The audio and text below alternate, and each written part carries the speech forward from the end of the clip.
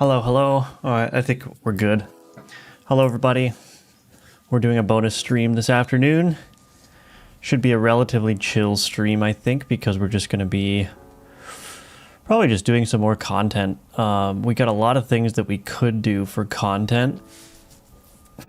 New artifacts, new cards, new enchantments, new reagents, all that kind of good stuff. So yeah, I think, yeah, we'll just get right into it. Don't need to do any ads for right now, but you can check out the game at the Steam page. It's linked in the description below, and you can give it a wish list if you are interested. And yeah, all the ways you could support me are linked below. All right, hello, Junie, welcome back. Good to see you. Good to see you, good to see you. Okay. I think I want to do this artifact. Enemy items can appear wherever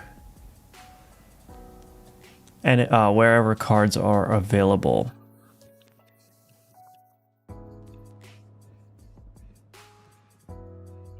So I'm trying to think of what a good theme for this would be.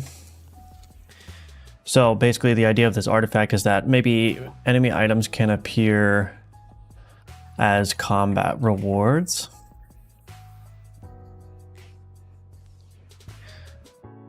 So maybe we'll do that, and then trying to think. We could make it more interesting. We could make it reward an enemy item that comes from that board, maybe. But we'll see. Maybe we'll do something a little bit different. Anyway, we need a theme for that though.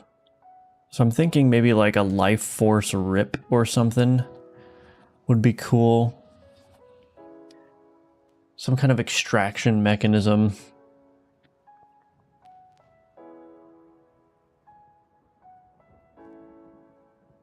Let me think. Hello, Instakill Ann, welcome back. I'm doing well. How are you doing? Just making more content for Alchemortis right now. Hello, Ninja Link, welcome back. So we need a theme for this. I have kind of an interesting idea. We're gonna see if this works. We are gonna see if this works, but let's see.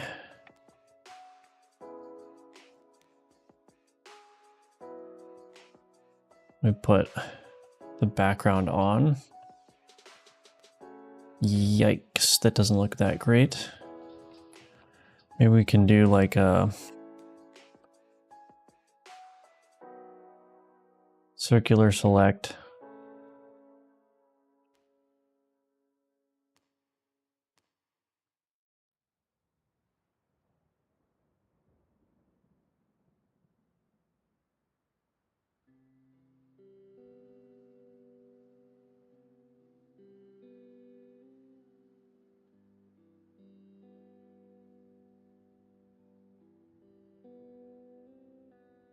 I have an idea, and hopefully it works.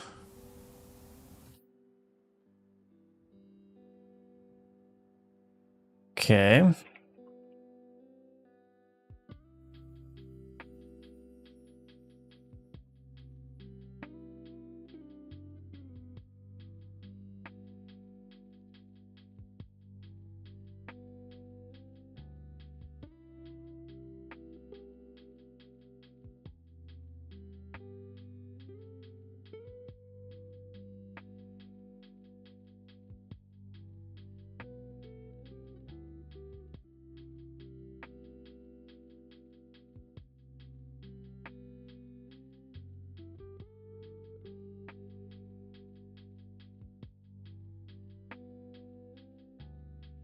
Maybe that'll work.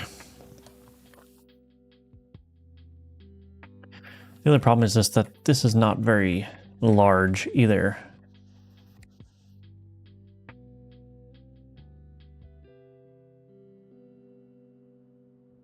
It's not really filling that much of the space. I mean, it might be okay. It's kind of small, Probably make it a little bit bigger. Let's try it again.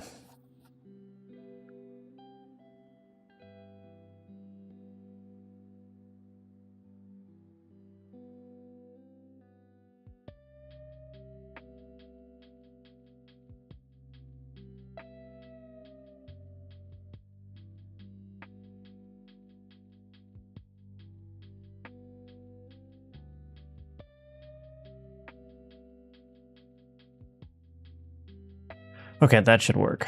Let me just outline it. So I'm making a little, I don't know, maybe you can tell it's a ring.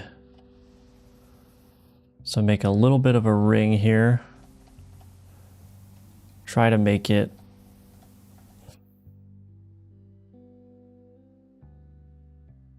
as symmetrical as possible, although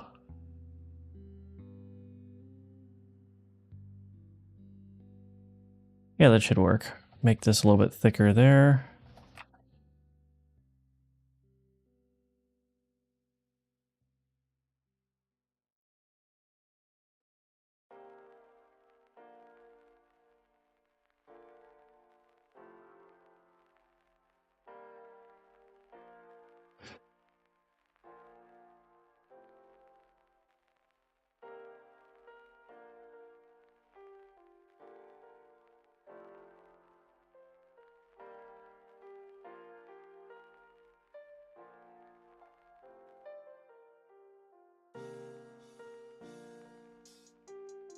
I think that's all right.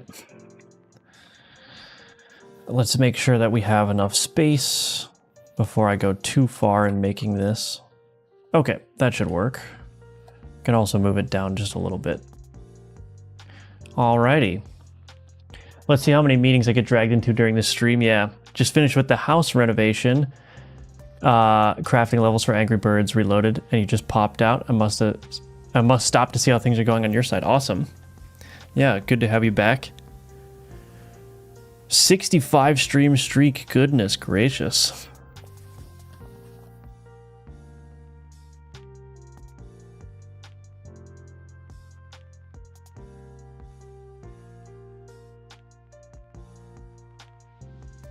Anyway, we'll see how this works.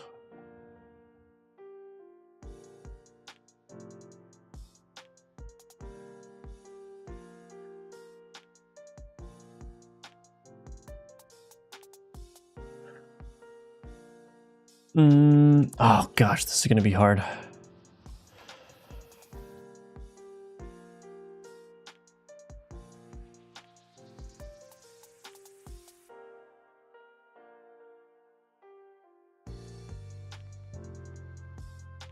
Trying to think of how I want to do this.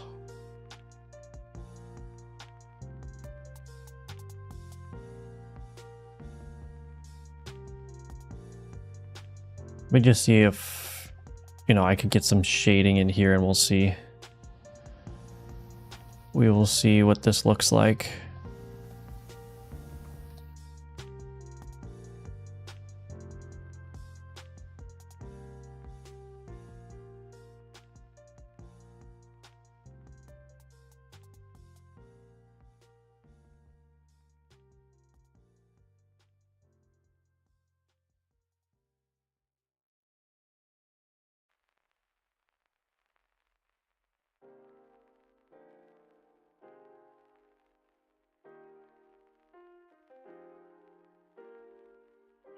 Okay.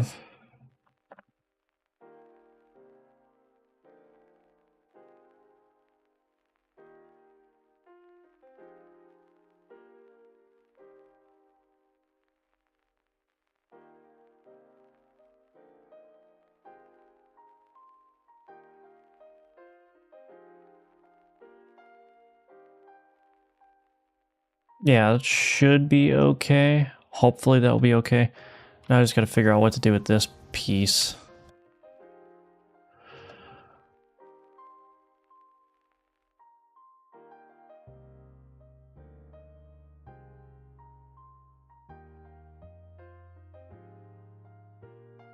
Do some kind of design in here, I guess.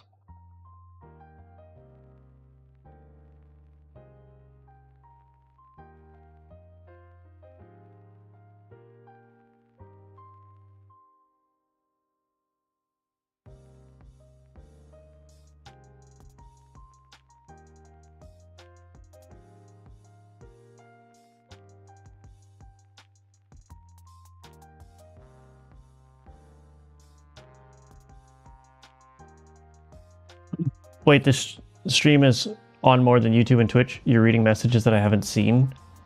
Oh, really? Oh, maybe YouTube's broken. Yeah, I'm not seeing some of the chats coming in on the YouTube either. Interesting. No, I'm streaming on YouTube still. Just YouTube and Twitch normally. Nothing out of the ordinary here. That I'm aware of anyway.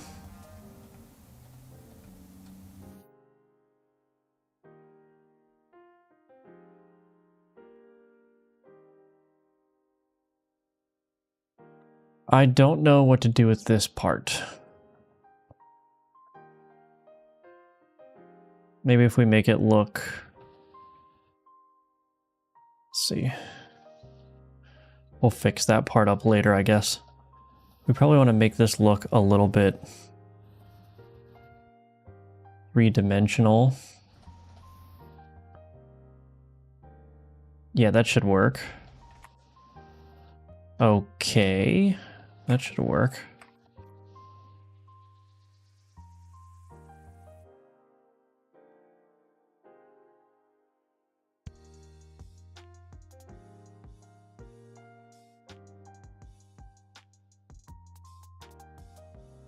Maybe there does need to be a black separation there. I don't know, we'll figure that out in a little bit.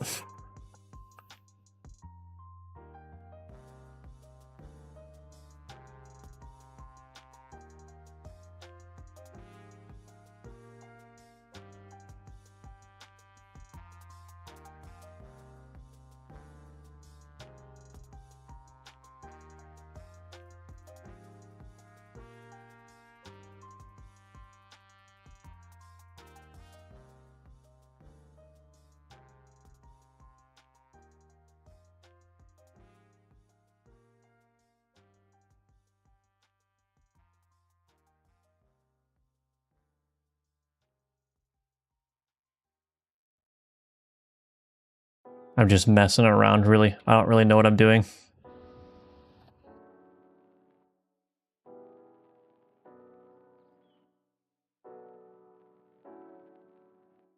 I don't really know what I'm doing, so...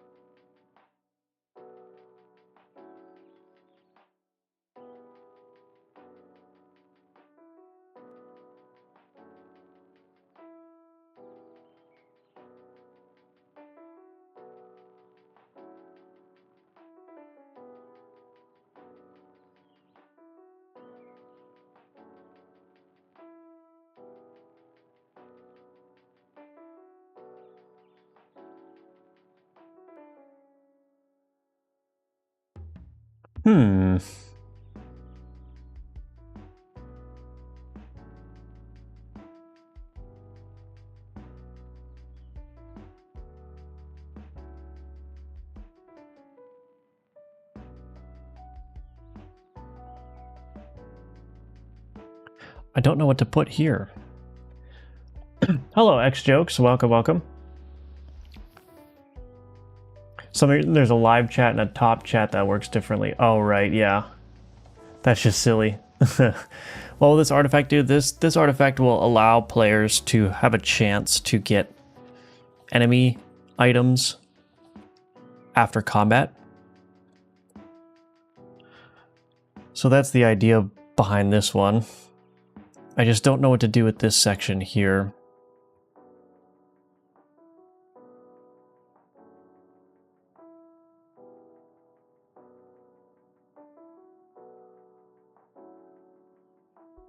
Could just do like a cliche gemstone or something. But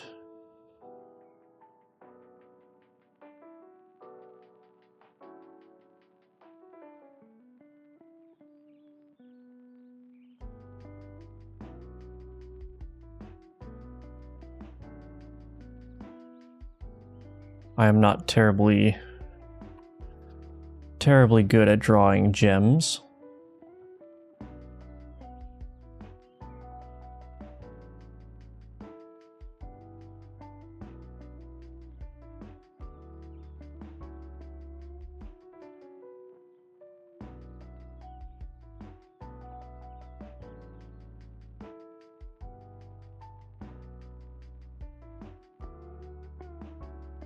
Something like this could work.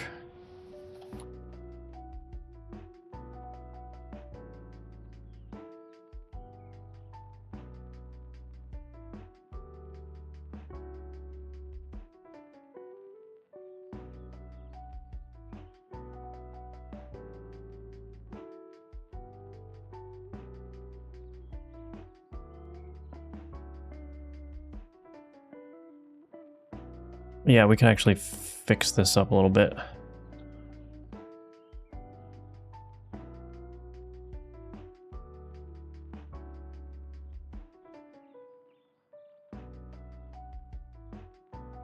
Maybe not.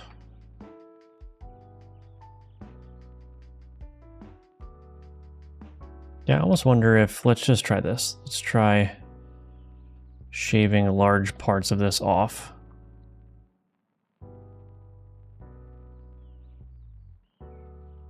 That might work.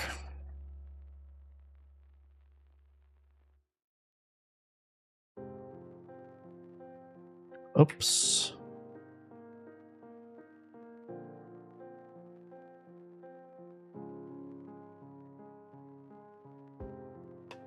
Now the problem with this is that I think the perspective is off on this part of the ring, although maybe not.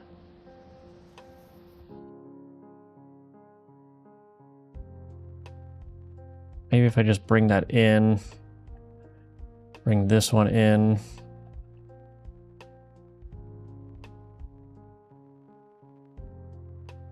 We probably need to make this a little bit.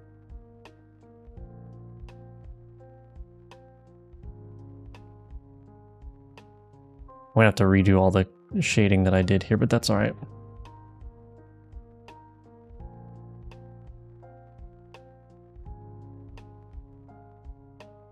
Okay, that's probably okay.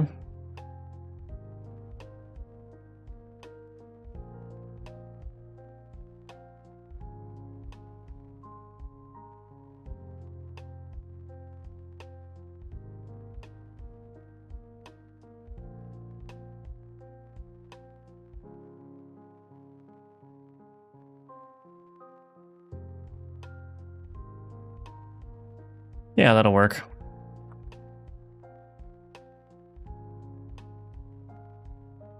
The gem needs some more work as well, but that's okay. Like I said, we'll fix everything up. Actually, that doesn't look too bad there.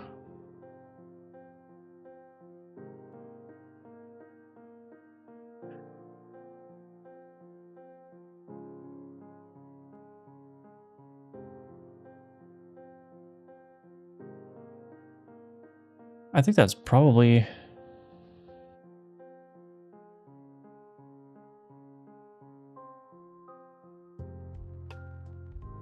probably as good as I could do there. I think that looks reasonably like a gemstone.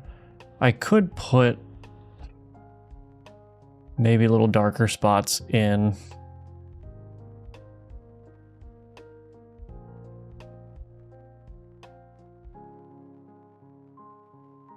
Maybe some like odd colors as well.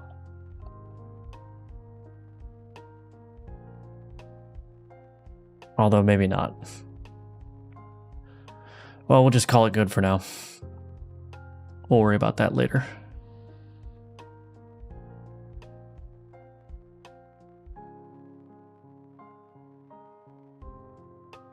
Okay. Oops. Oh, no. Was I doing this on the wrong layer the whole time? Okay.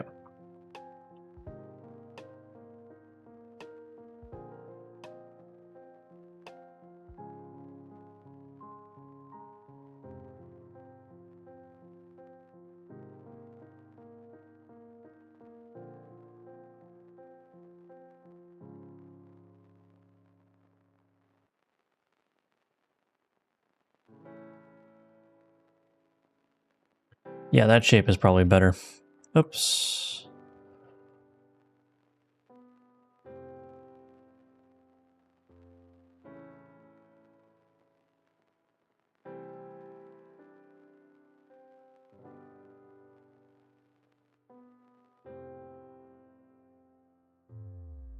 Okay.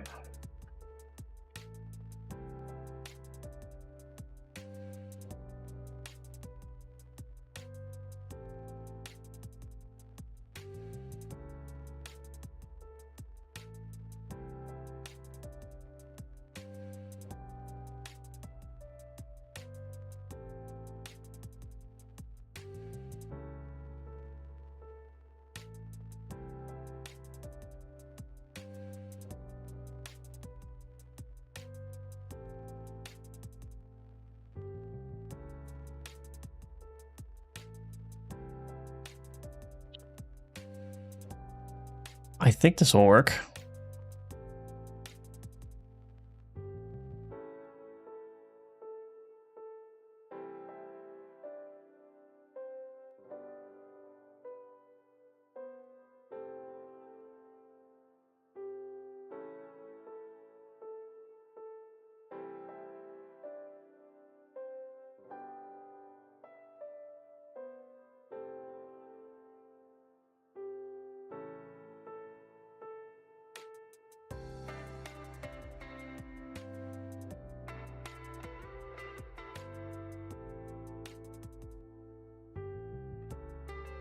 Yeah, that's fine.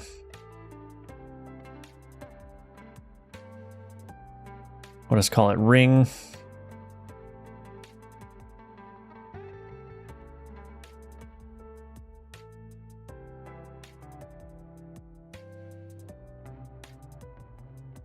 So it's roughly the same size as everything else. I like the color scheme. Thank you, Spectre Archives. Appreciate that. Thank you, thank you. So we'll just get this. I think this is fine. I mean, honestly, yeah, I'm pretty happy with that ring. I think I would rank that probably among the best of the artifact art. So yeah, no complaints, no regrets there. I think maybe the ring part is still a little bit weird, but I'm not exactly sure what to do about that. So we will...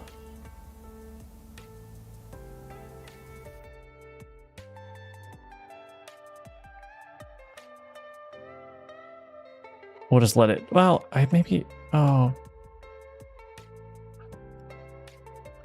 Maybe this was good.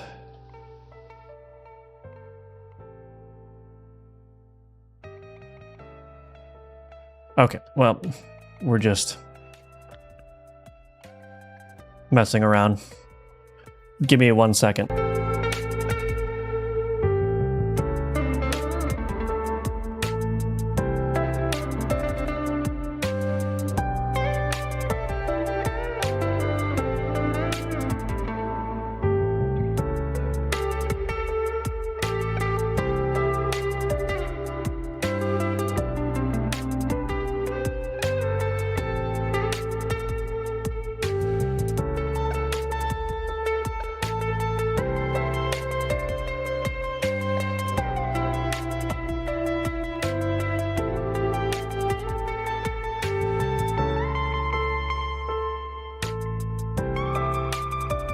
All right, sorry, I'm back. The dog decided to bark, so I had to go see what was up. Anyway, let's export that. The ring looks great. Thank you, NetK. Appreciate it.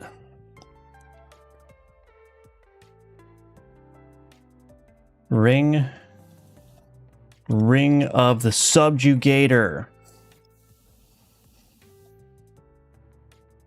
Actually, let's do Subjugator's ring.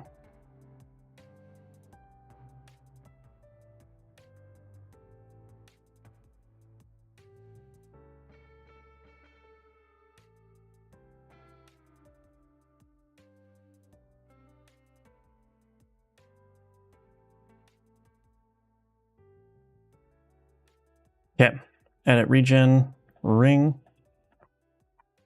All right, sorry, I have to 1 second again.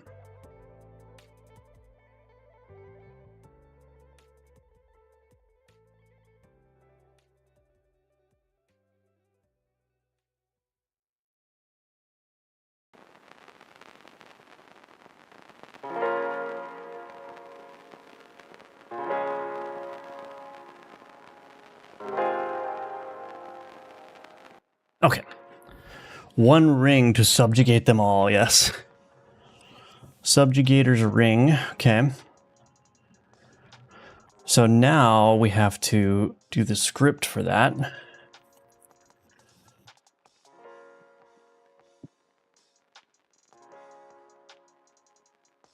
Kind of feels weird just setting up a script for these things that does nothing. But that's okay. So how do I want to do this? I want to go to my combat configuration.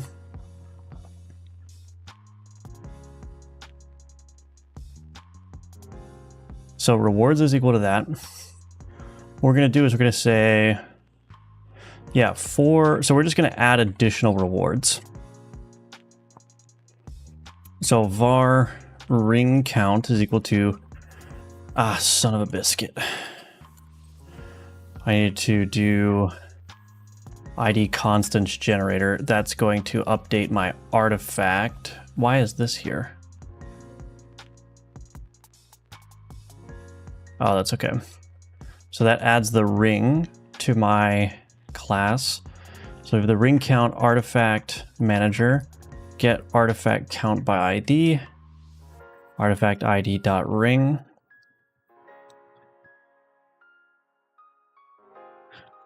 Okay, so we have the ring count. If ring count is greater than 0, what we're going to do, if ring count is greater than 0,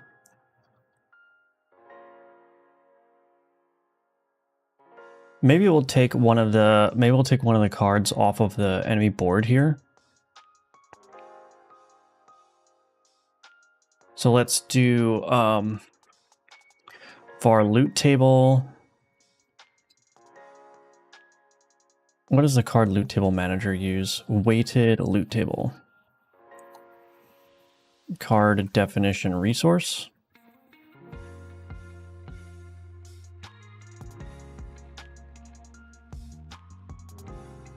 Okay. For each var card in board configuration model dot card positions dot keys. No, dot values. Let's do dot values dot distinct by x dot card definition resource dot ID. Loot table dot add entry, add item, and then the weight card dot card definition resource dot loot table weight. We'll put that in there as well.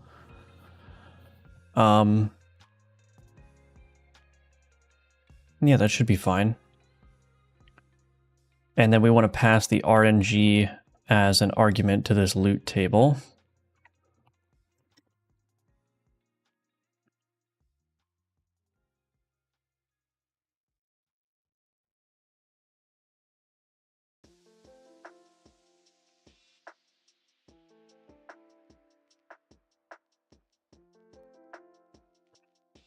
For var I equals 0, I is less than ring count I plus plus. Let's see, what is the chance? If rng.randf is greater than 0.25, we're just going to continue. Otherwise, we're going to do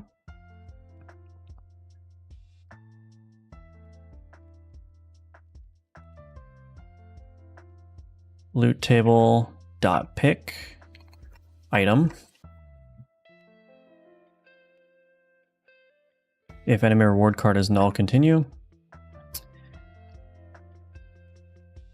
Otherwise, we are going to do, how is this actually working? Pick modified cards.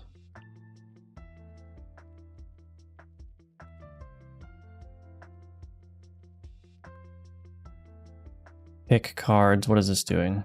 Create card X true. Okay.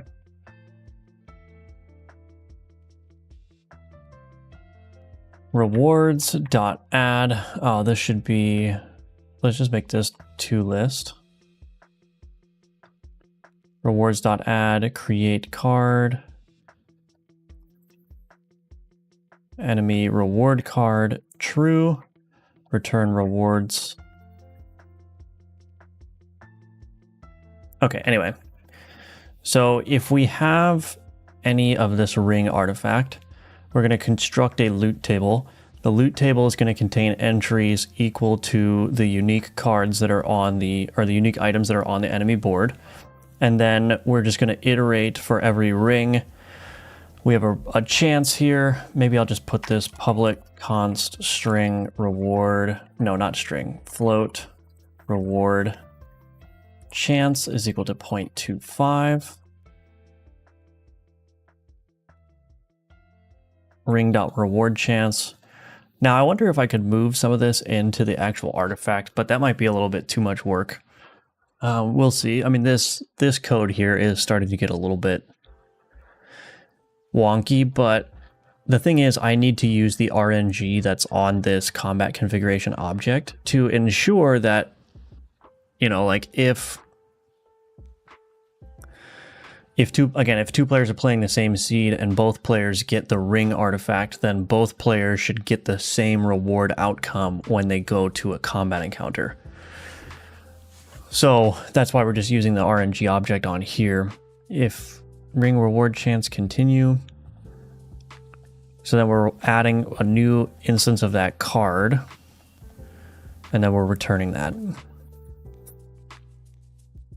Okay, so now after combat victory has a 25% chance to award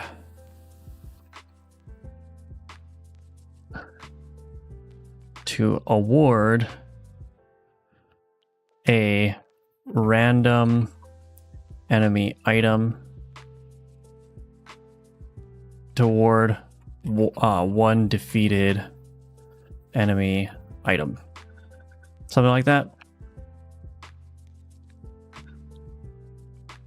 Maybe we'll do has a 25% chance to award one defeated enemy item after combat victory.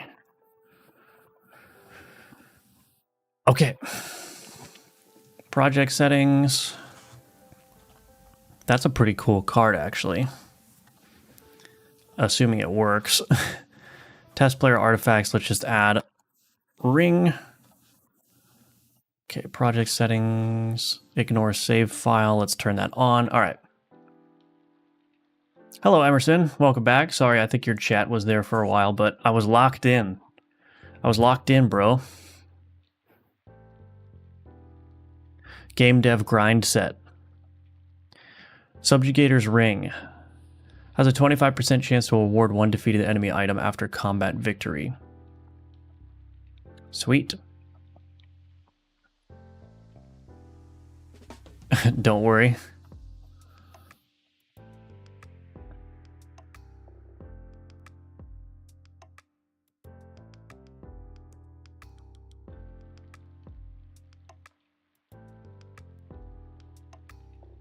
It's a beautiful day. Nice and cool outside. Got the windows open. I can hear all the garbage trucks and the dogs barking outside. Ah, what a beautiful sounds. Beautiful sounds. Okay.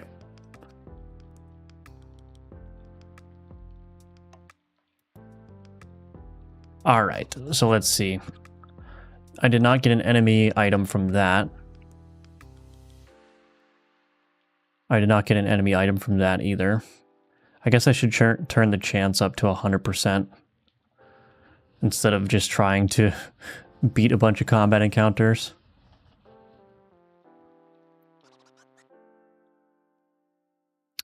I wonder if I should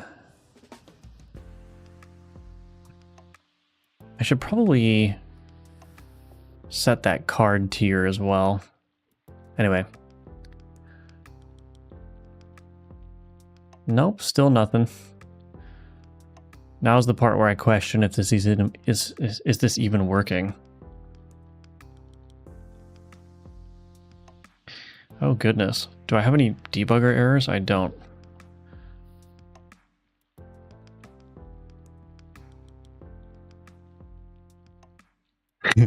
Okay, all right, all right. I know probabilities aren't usually that easy to guesstimate, but I feel like I should have gotten one by now. All right, we'll try one more and then I'll set it to 100% if it's not working. All right. Did I just get unlucky or is this not working?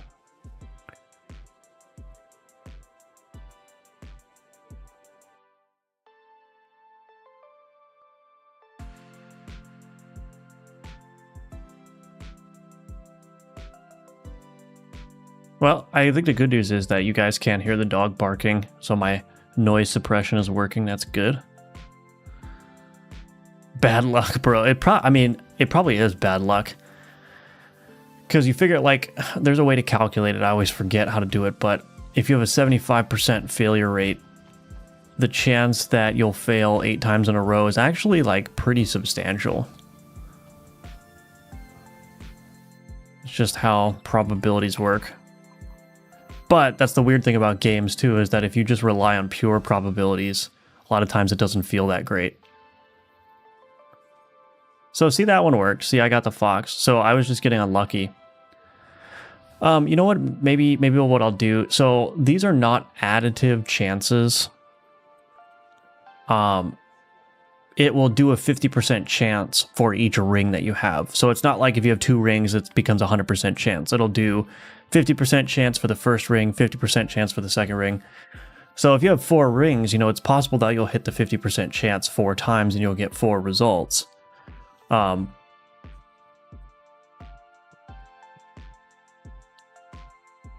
But let's just see. And then the other thing I want to do is I want to make sure that the card tier that's being rewarded is roughly equivalent to the rewards or the tier of the other rewarded cards. Awarded cards, I guess is the proper word. But so this is 50. Oh, I have to update the text too.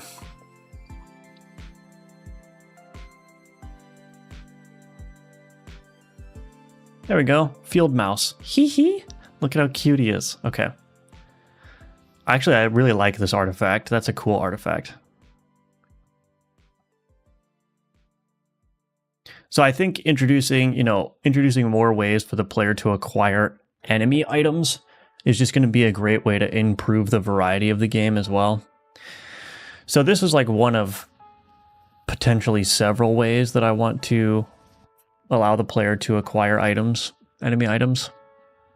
Now the thing about this ring though is that it can only give you one of the items of the board that you just defeated. So I'm not going to get like a phalanx from this. I can only get one of those things. Potato.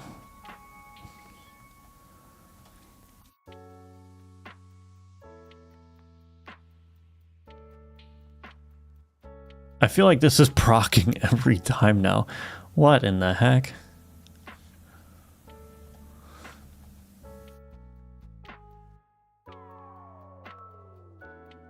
So anyway, the other thing that I want to try before I update the tier of the thing is, firstly, let's change that to 50% chance. And then I want to check and see if the save file works. So let's do ignore save file off. Let's go ahead and delete this, and delete this.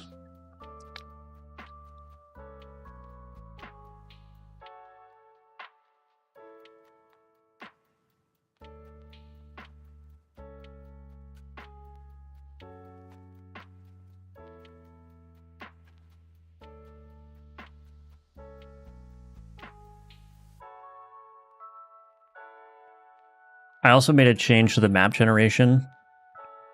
I need to fix this. There shouldn't ever be like one connection from the start, but I updated the map generation so that boosters are always like the first options available from the start, just so that the player can get their build going a little bit quicker, because it feels kind of bad to just have to deal with the skeletons for the first couple of nodes. Okay, so the dog is there. So we'll do this again.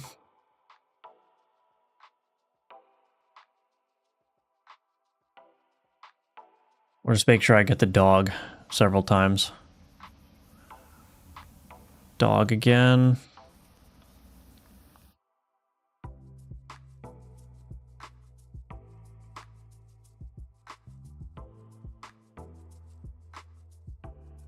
Dog again. All right, we'll give it one more shot just for old time's sake. And then, yeah, and then the last thing I need to do is just make sure that that tier for the card is roughly equal. Okay, good. So now these pick modified cards, max additional tier. Args.target tier.value.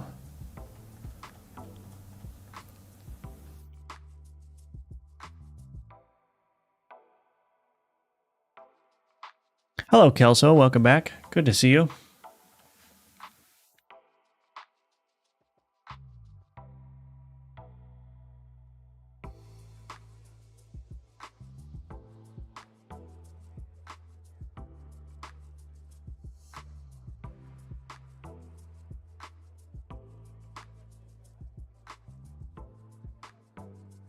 Do I just need to repeat this? Oh, that's kind of...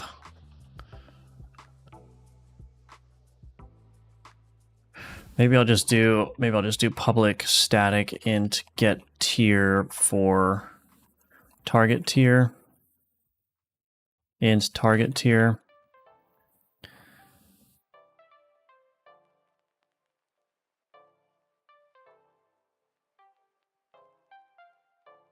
Let's do random number generator RNG.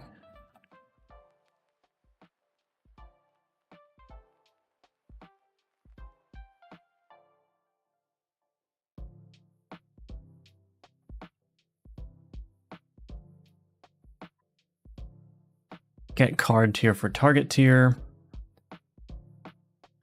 Okay, and then in here, target tier is equal to this. And then in here, what we'll do is we'll say, oops,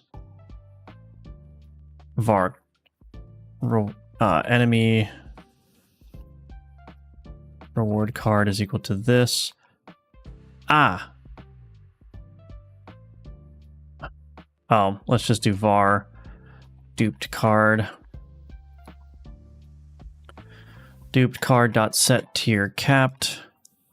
Card loot table manager dot get target. Get card tier for target tier. Oh, you know what? What is this RNG? Oh, am I using this wrong? Oops.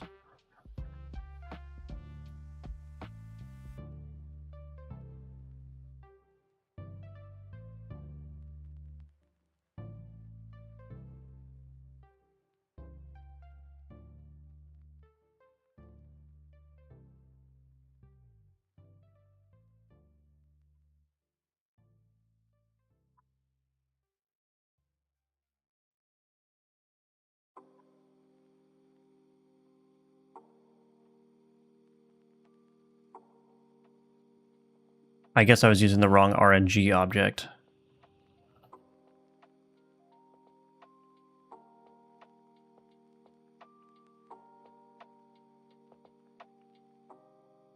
Should be fine though. So anything in this block should be using that card reward RNG. It's fine. Should be the same difference. Okay. Just play games, you know? Yeah. I got you. Okay, let's do ignore save file. So let's see if I can get some higher tier enemy cards now with this artifact.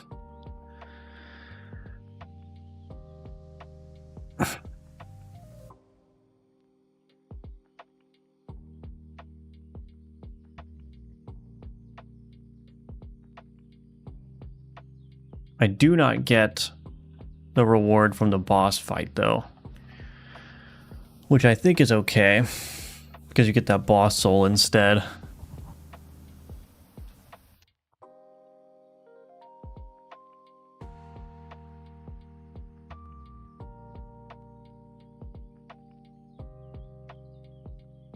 This may actually be relatively hard to test.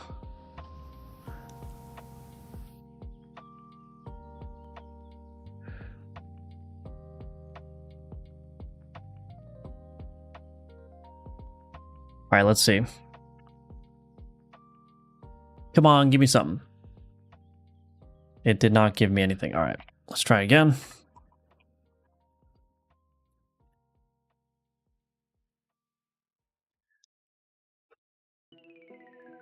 I'm glad I have these debug tools, though. It makes it a little bit quicker to test this stuff. I'm pretty sure that code will work. I just like to see it, you know? I just like to see it. Auto-resolve. Let's blow through this. Come on.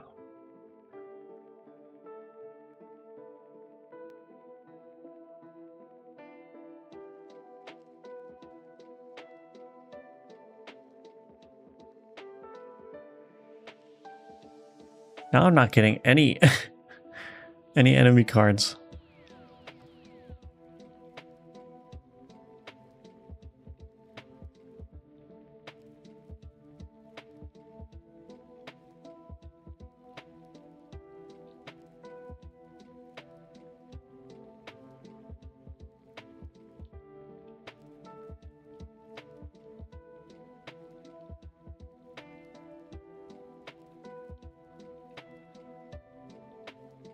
Well,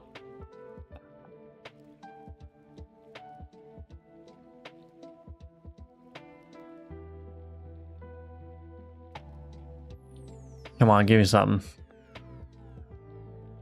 Are you serious? No, I'm not getting any cards. What the funk? Is there an easier way to test this?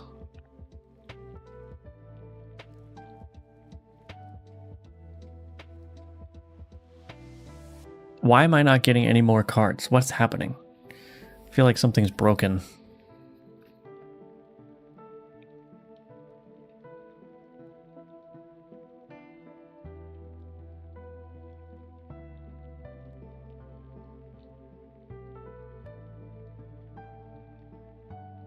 Okay, I got the anvil, but the anvil did not have an upgraded tier, so that's... And there's no combat encounters up there. What in the heck? Oh gosh. I just want to see me get an enemy item that has a higher tier. Is that too much to ask for? Correct me if I'm wrong, but could you just turn the chance procs to 100 to check if it works? So just bad luck. I did do that, yeah. Right now what I'm trying to do is figure out if it's going to generate at the proper tier. So it should match the tier scaling of the reward cards, generally speaking.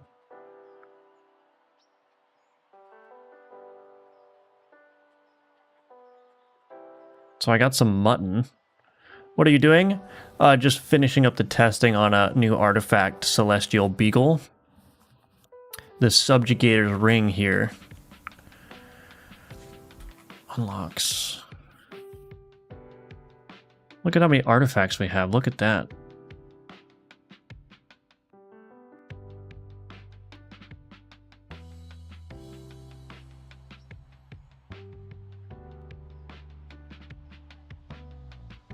Hello, Clickertail. Welcome back. So, I mean, we're almost done testing this. Let me just stage these changes. We'll turn this chance up to 100. So while I'm finishing this up, you guys can put whatever new content you want to see in the chat. Like I said, we can do new cards, we can do new artifacts, we can do new enchantments, we can do new... what else? Obelisk powers. Whatever you want. Can also just look through my backlog and see what we got.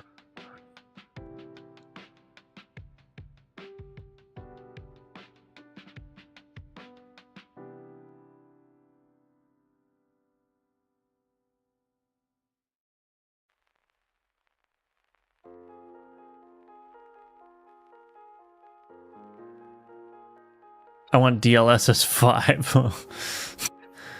Okay. Oh no!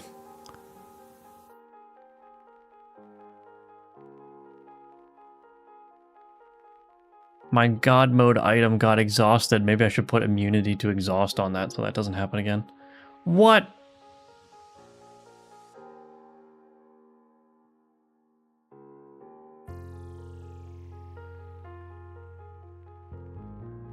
Okay.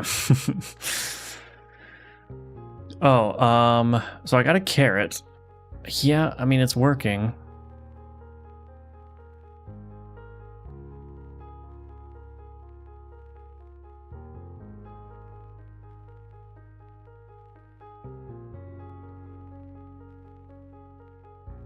All right, well, whatever. I'm sure it works. I'm sure it works. It's using the same exact code as the code that's driving the tier of the other cards, so if it doesn't work, it doesn't work. I'll fix it later, but I'm pretty sure it works.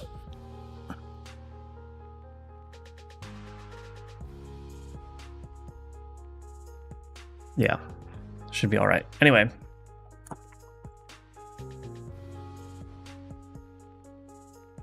Add the subjugator's ring there. Let's mark this as content and drag that over to done. Hell, not on DLSS 5. New status effect, Charmed. Charmed cards deal their effects to their own board. That is an interesting idea. Yeah, I don't know if I want to add a new status effect at this point. Maybe as I start building out even more content, because like for every new status effect that I add, I also have to have a good selection of cards that work based off of that or apply that.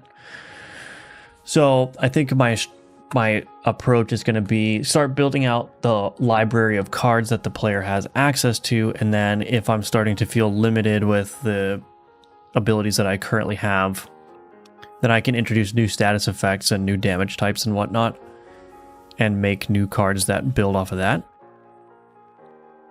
Your creation is fighting back, yeah. I think it would be cool to have more cards with unique behavior like the Phoenix and the Egg. Yeah, the Giant Mushroom is one of those too. The Giant Mushroom awards a reagent that can absorb an ability from a card, and then you can apply that ability onto a different card. I mean, so there is this werewolf idea. So, an unassuming man that transforms into a werewolf under certain conditions. That could be something.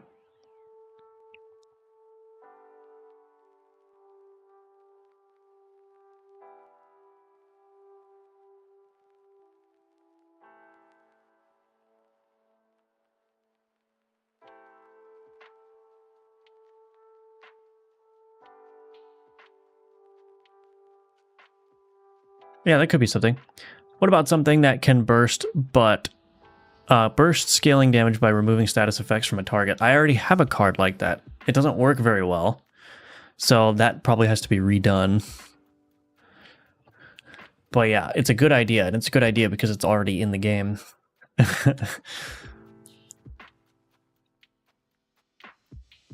Okay, tell you what, I'm going to take a quick 3-minute break, and when I come back, we'll figure out something to work on. I think the werewolf is kind of an interesting idea, but yeah, maybe we'll see if that will work. But Matryoshka doll, a very tall card. When X combats to get a smaller version of it every time. Oh, that's funny. Not card, yeah, it's an item. Yeah, it's an item for sure. Okay, I'll be right back in just 3 minutes, and we'll continue on.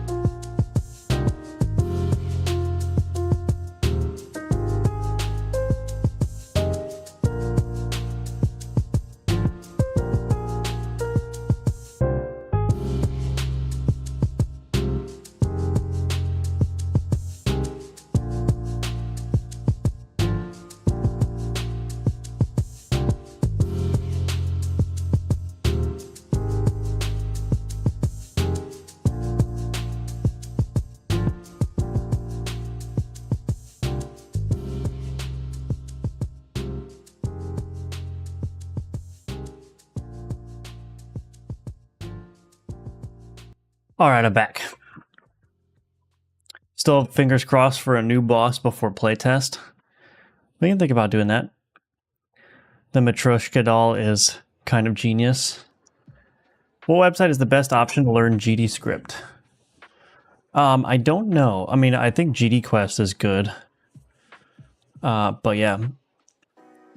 I like the werewolf idea. I think a while ago we talked about adding a moon to the battle screen background to indicate moon phases. The passage of time could be measured in total turn speed.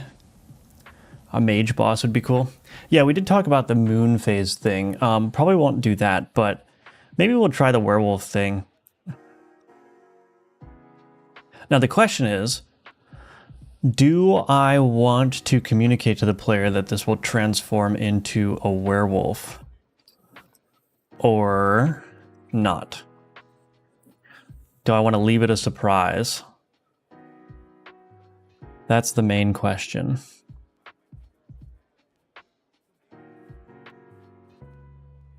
Werewolf sounds like a good idea if you make it so that if there's a silver present, that becomes less powerful because it's scared of silver.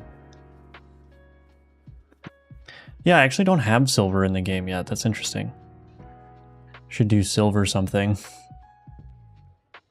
All right, so anyway, let's do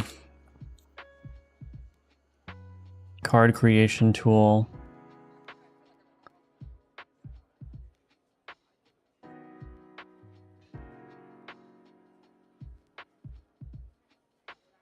Make it a surprise. I would hint at it, just a little hint, but not state it outright. Yeah, so maybe we'll do we want to do it as a 1x2? Let me see.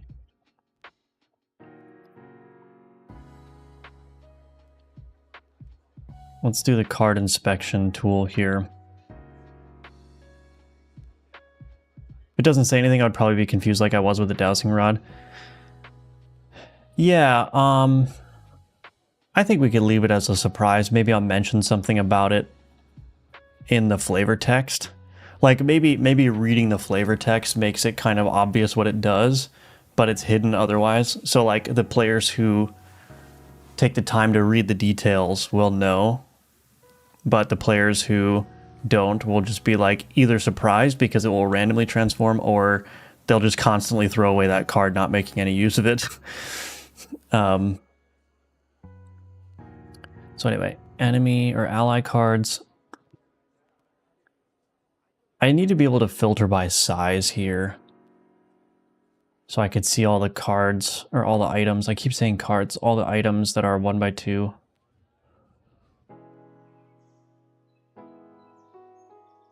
So here's the other thing too, like we don't necessarily need to make the two cards, the man and then the werewolf, we don't need to make them the same size. It's just that when I have the other cards like the Hellspawn Egg, when this transforms into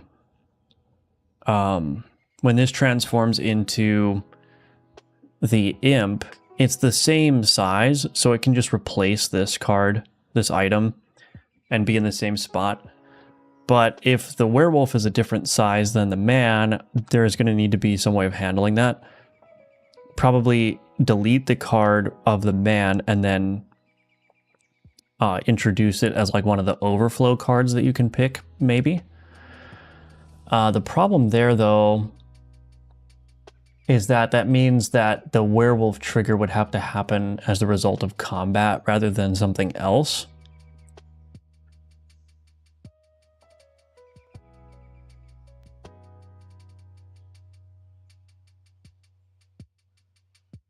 The wolf should be bigger. Hello, A the Ant.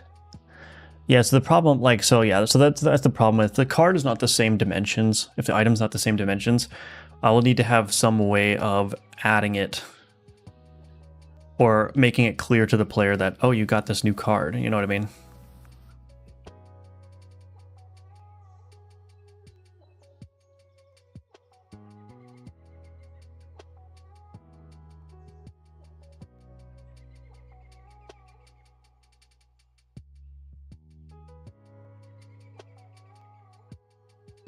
All right, well, let's just start with...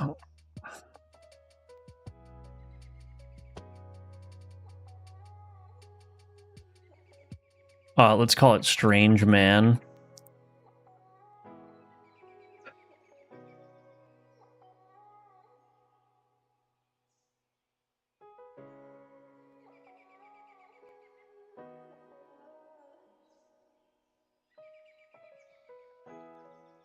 load the default palette.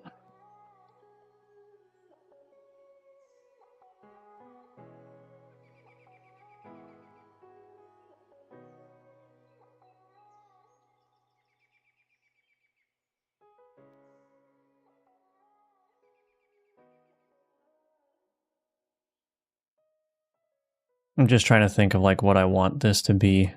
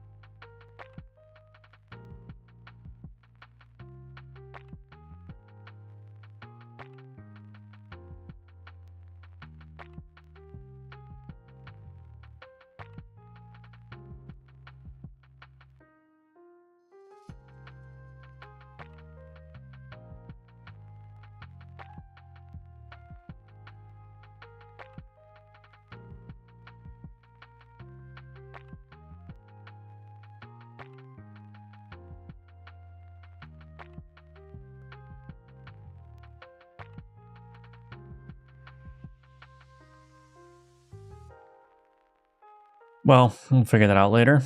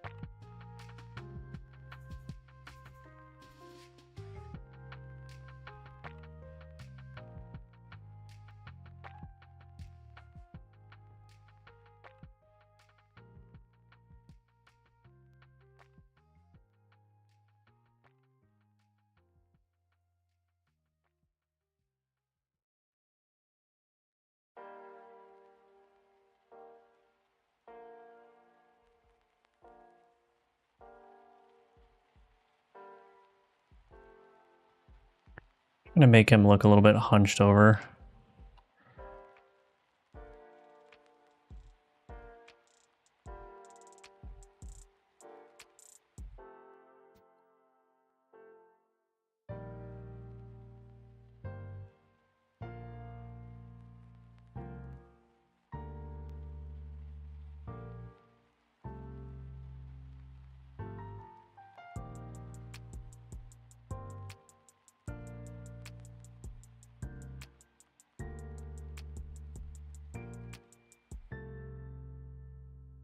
Maybe we'll do a different different face for him too. I just want to get the general shape down.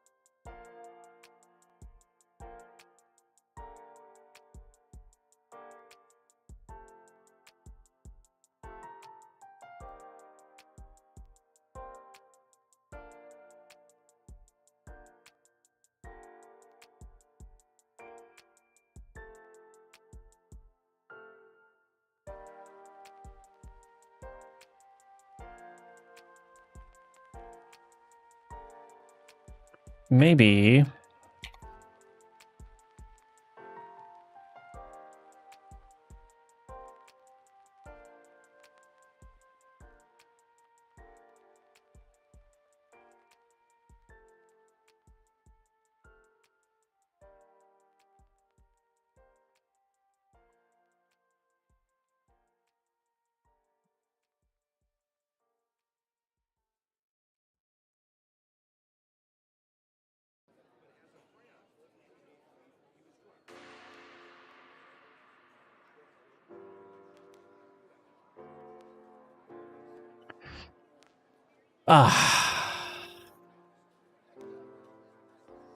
Once again, struggling.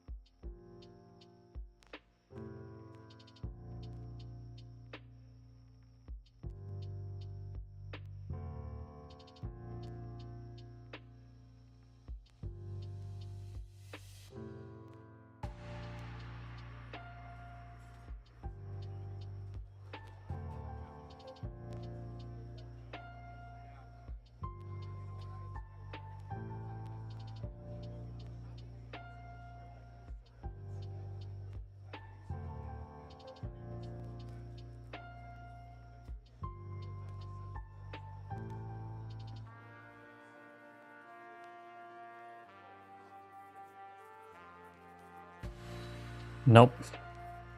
This is not working.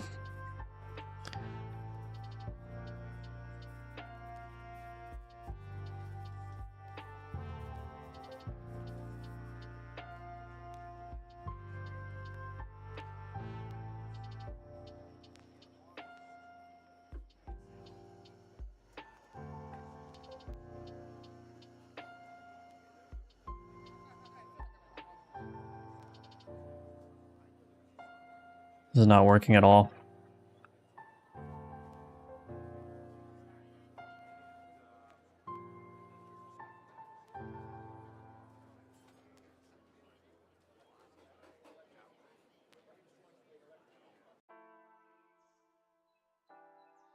Okay, maybe that's better.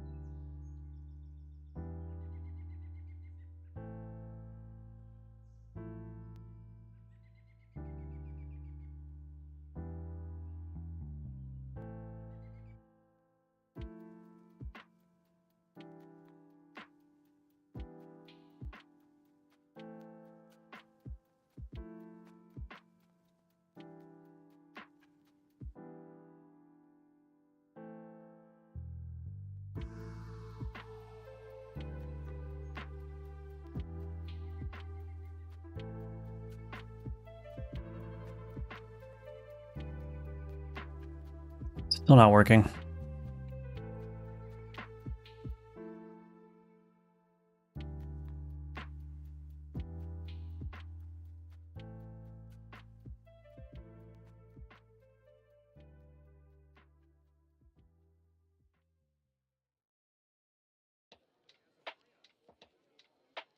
Suggested one of those a while back in Discord would be fun.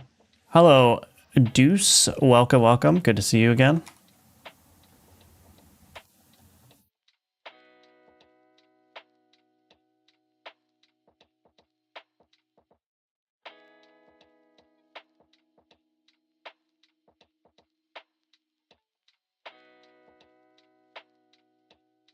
This is not working.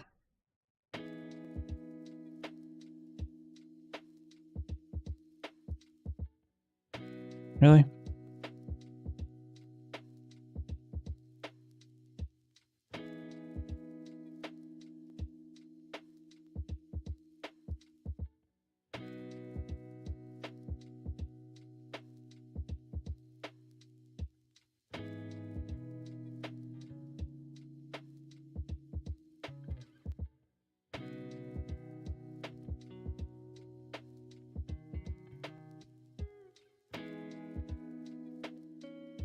I guess this is kind of better, I guess.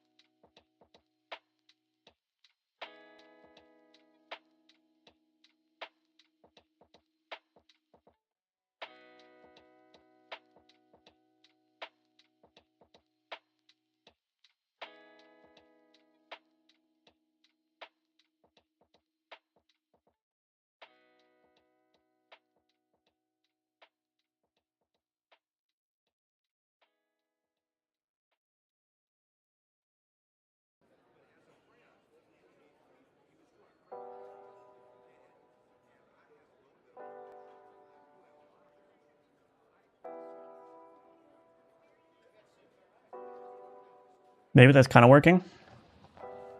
Let's bully him to add it. Okay. What kind of mage boss do you want? What kind of mage boss do you want? I will appease my audience.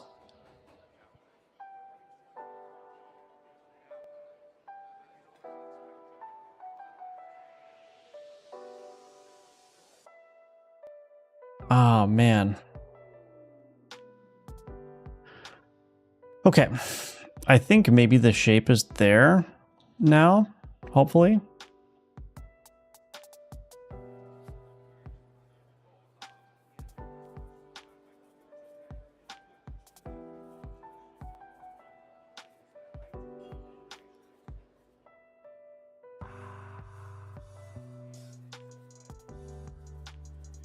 Let's try doing some shading now.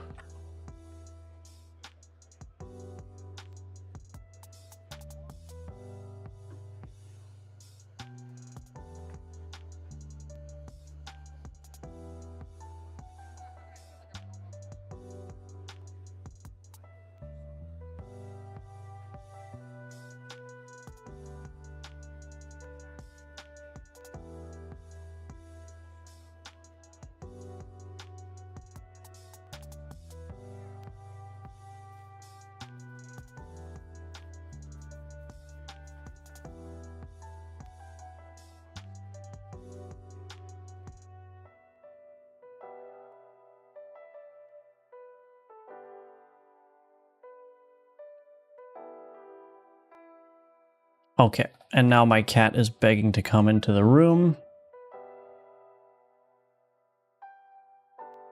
I may have to go and appease the cat.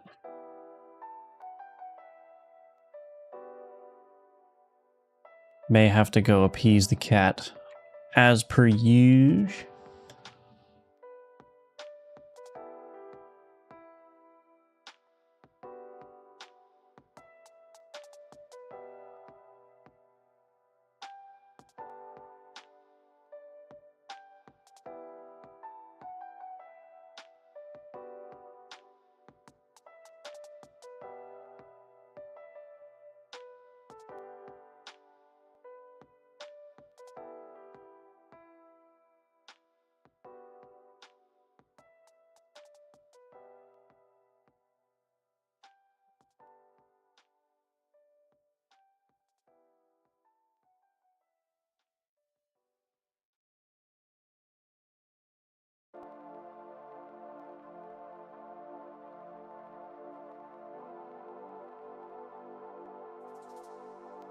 I think that should work.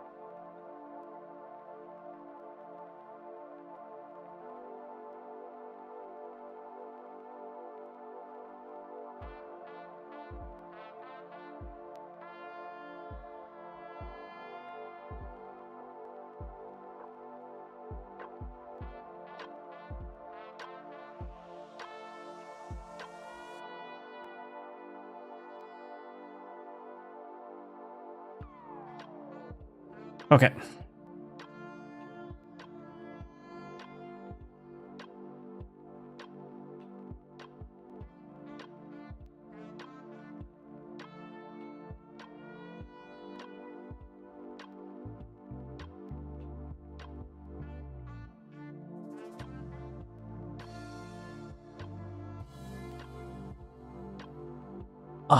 Okay.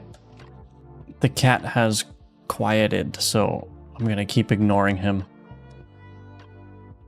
I'm going to keep ignoring him. Don't tell him that.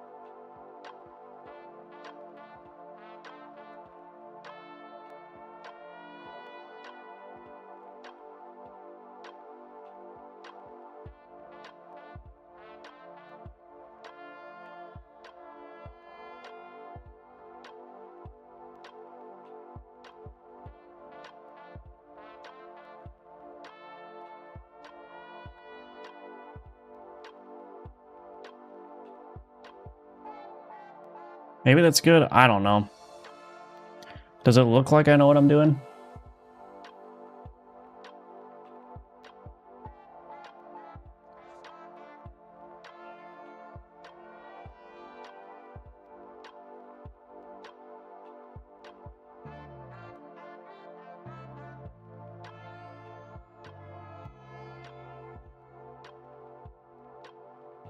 Okay.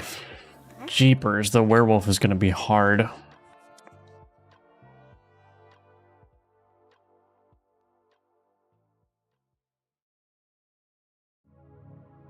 How do we think about that, though? Strange man. Does that look like a strange man to you? Can we get the living ossuary as a boss? Yeah, we could, yeah. Reposted my suggestion with some slight changes in Discord. Let's take a look.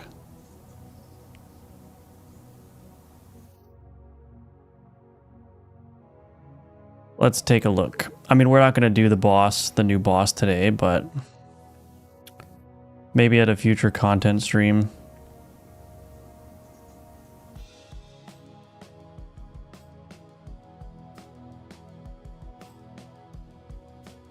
Alchemortis suggestions, here we go. Grand Sorcerer, 2x2, 16 cooldown. Applies one of the following effects at random. Remove all status effects. Reset cooldown of a random enemy item. Paralyze a random enemy item for 4 turns. And each adjacent item for half that echo. Okay. Alright, we'll see what we can do. I think what I'd like to do ideally is, if you remember the old version of the map, you generally were pushed upward, but there was 3 strongholds. So I think what I'd like to do eventually is get to a situation where each region... actually, I don't know how this would work from the algorithm perspective, but each region would push you upward in the new directed graph style, and you would end up at one of the 3 bosses, and each boss would have a different boss enemy. I don't think I obviously can't do that until I have 9 bosses in the game, and I don't even know if I want to do that anyway. What I may do instead is just randomly, like if I have 3 bosses for each region, I just randomly assign a boss for that run. But I think, I mean, it would be nice to get some element of player choice in terms of like which boss you want to fight, I think. But I think if I gave the players choices about which bosses they fight, I would also need to change the rewards, like offer a little bit of extra incentive to choose a certain boss over another one. So I think at least to start, probably what I will do is,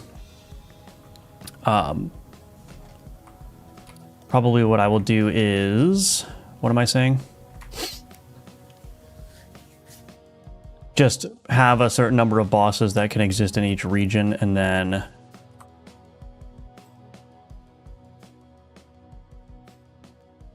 choose one of those randomly.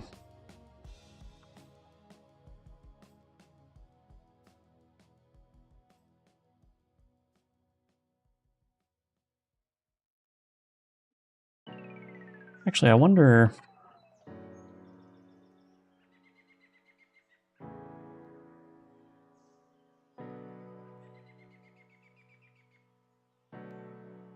Yeah, maybe we'll give him...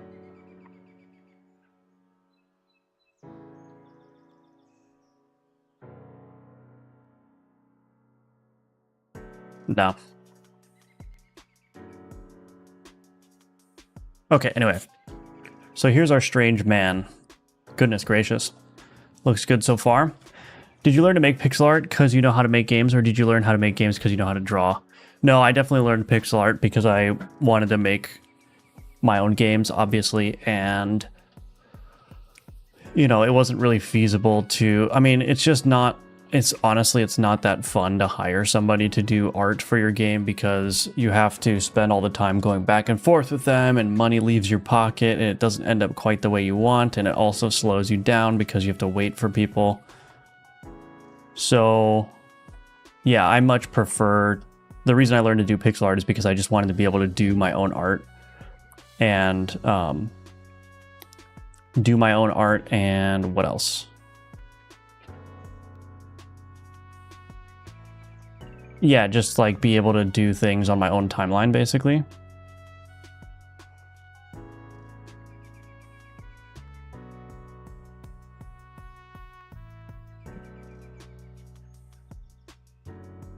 Okay, anyway.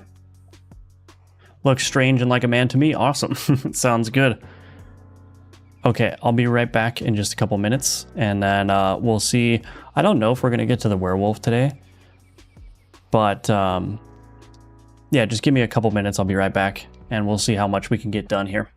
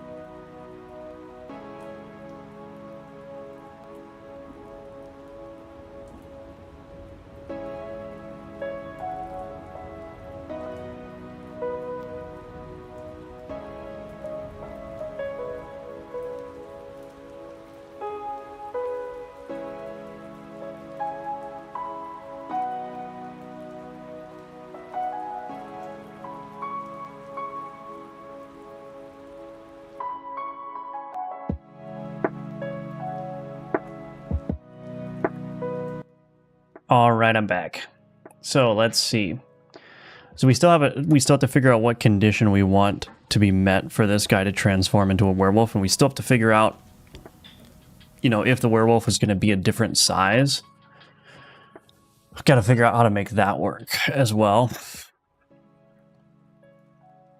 But anyway, we should have the strange man now. So we'll have to come up with flavor text as well.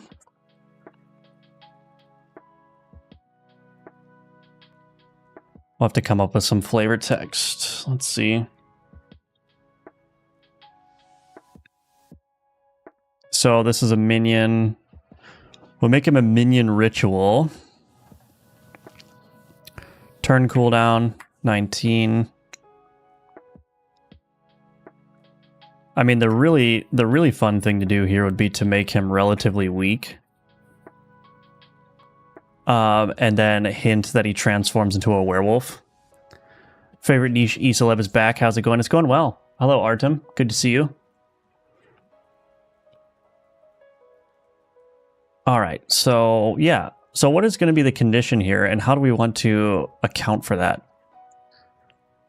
Also, what ability should he have to start? Maybe we just give him some really, like, terrible abilities.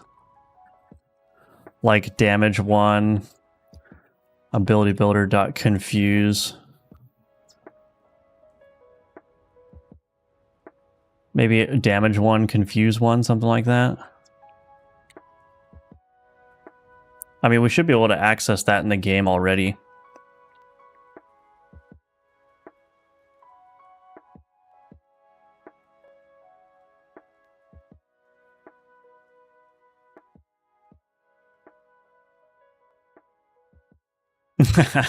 It's kind of funny seeing the name pop up, Strange Man, and he deals 1 damage and confuses 1 random enemy item. Okay. And he's not that great at base, but then we can make up for that by making the werewolf pretty powerful. Alright, I like how this is going so far. But I need help thinking conditions. What conditions should cause him to transform into a werewolf? We could make it anything, basically. Like, we could make it alchemy-based or something. Oh, we could make it so that when you alchemize him, he turns into a werewolf, maybe.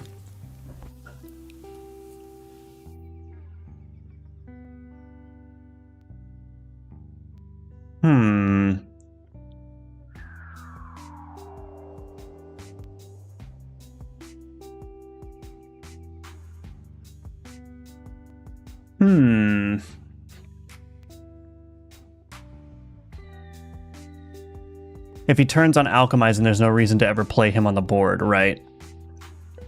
Any wolf-related reagents? No, not at the moment. How to learn Godot, by the way, I'm in a tutorial hell. Yeah, so the way to learn game development is you have to do... I mean, you should use tutorials to get familiarity, to get exposure to things. But the way that I find it's best to learn is to do trial by fire. Like, just go in and try to learn, like try to do what you want to accomplish by yourself. So, and try to use as limited resources as possible. So let's say that you want to make a twin stick shooter game, right? Just break down what you want to do into smaller problems, smaller steps. So what do you need for twin stick shooter? You need movement, right? So try to go into your editor, your engine of choice, and try to get just a rough character with movement and input handling working, right? And then you need to be able to shoot in a twin stick shooter. So figure out how to instantiate a projectile that moves toward wherever you're aiming, right? Like, just little steps, and try not to rely on tutorials too much. Like, try to write the code yourself. And part of the reason why you do this is precisely so that you can get stuck. Like, you're gonna hit barriers where you're like, I don't know how to do this, and you're gonna have to like read the documentation, or you know, it's a good idea to go back and reference code that you've written from a tutorial or whatever, just so you can like know how to actually write the code. But yeah, I just think that's the way to do it. Like, you don't want to avoid the challenge. Like, you want to let the challenges come to you and then get stuck on those challenges for a bit, work through those challenges, and then once you've worked through them, once you've figured it out, things will start to click. You'll be like, okay, this wasn't working because I didn't do this, right? Or my character wasn't moving because I forgot to put the movement code in the process method or whatever. Like, you have to let the challenges like come to you so that you can actually figure them out and get past them, because that's how you develop your understanding. That's how you learn, right? So yeah, trial by fire. Just try to build a very simple project, what you're doing, and just start with the very basic components of it first and just keep building off of that. And if you're really getting stuck, if you're really spinning your wheels, then yeah, like looking at resources to understand like how to approach the problem is definitely appropriate. But yeah, that's my advice anyway. What if he transforms after he participates in a combat where he has the echo ability? There'd be lots of ways to cause it to happen that way. Where he has the echo ability. Enchants reagent projected abilities. That's an interesting idea. Following a tutorial and trying to expand upon the functions it taught me helped me out a lot. Yeah, that's another thing you could do. Yeah, you could take it to... a lot of people have done that with my Survivors course, is they finish the course and then they go on and like start adding their own abilities and stuff. I think that's a great way to do it too, because, you know, you have an existing code base that is like, you can reference right there, but the new things that you're doing are going to tend to be different enough that you kind of have to figure out how to fit it into the system you've already built. So that's a great way to do it too. I think my main thing is just learning how to build my own logic. Yeah, I mean, it's a skill that you have to develop. It's not... Programming is not easy, right? Because, you know, you have to learn how to think in that way, like how to break down problems into their smallest parts and like address each problem. Like, because essentially, like every line of code you write is essentially solving a small little problem, right? And so it's like every line of code kind of represents a problem that you are solving. Is kind of the way to think about it.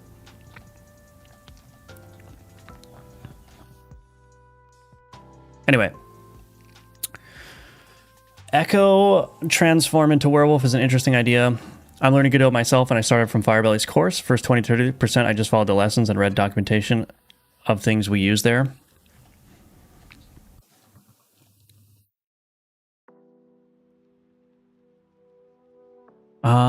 Echo is an interesting one. I wonder...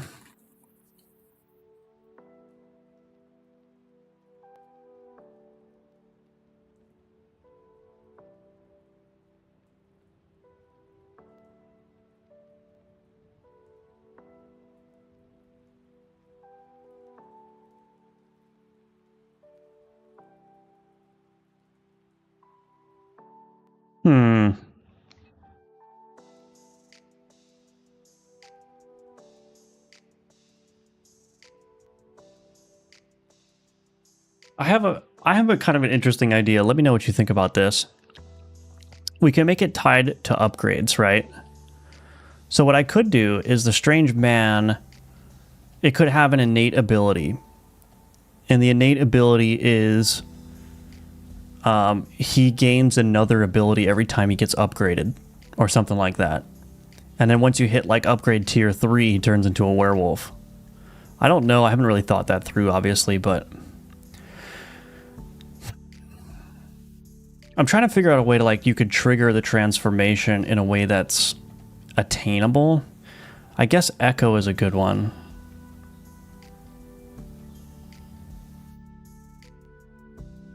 Then started doing things in advance of the lesson, and in 75% of the course, I started redoing some stuff and add things off the course. Yeah, that's a good way to do it, too, for sure.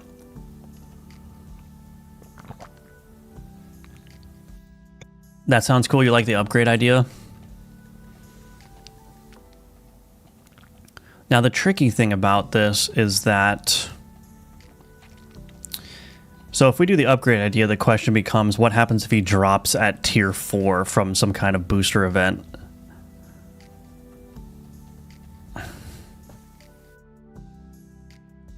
That's why I picked Echo, plus werewolves make a lot of noise. Hello, V.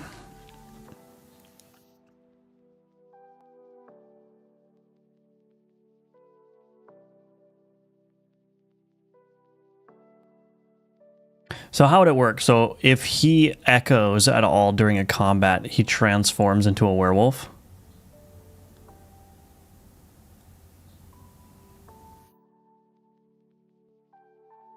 Is that what you're thinking, Ninja Link? So if he echoes at all, either because you put echo on him and he echoes, or like he receives a projected echo or something. If he echoes at all from any source, he transforms. What I think most obvious is to make him have to participate in some number of combats first. That way you have to deal with the bad card before you get the good one. Maybe that's too basic though. Yeah, so that, I mean, I could make it tied to combats for sure. The problem is like I already have a bunch of things that are tied to combat, right? So add item giant mushroom. So the giant mushroom works based off of combats. The hellspawn egg works based off of combats. So it's like, that's an easy one to do, but if there's an opportunity to make it more interesting than that, I think that would be good. Figured at the end of combat he would transform like the imp. Okay. Well, let me see if I can do that. How do I even track?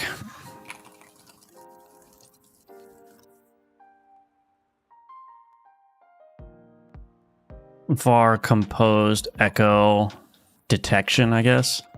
New composed ability.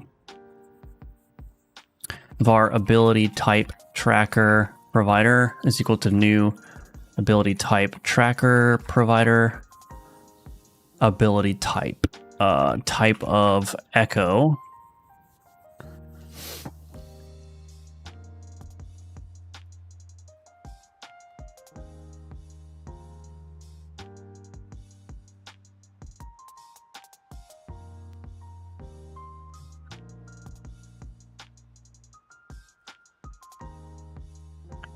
Generic post-combat victory listener.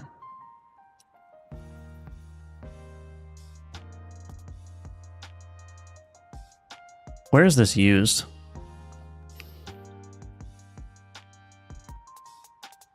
I may already have the tools to do this, actually.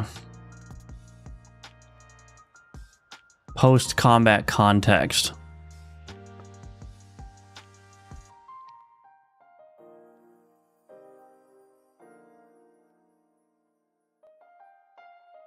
So if I do, interesting. Okay. If ability type tracker provider dot get value is greater than 0, then what? Let's just do equal to 0, and we'll do an early return. So here's what we'll do: context dot base card dot destroy. Is that going to work?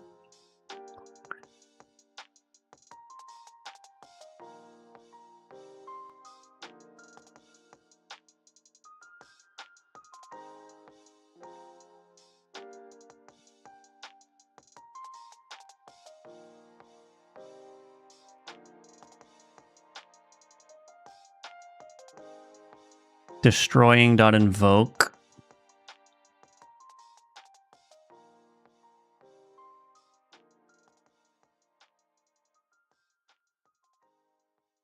I don't know if destroying a card board inventory component.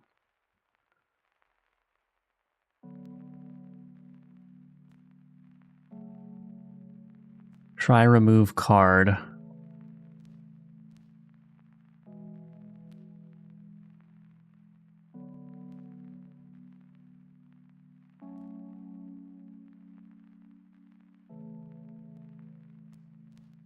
I guess I do have to do this.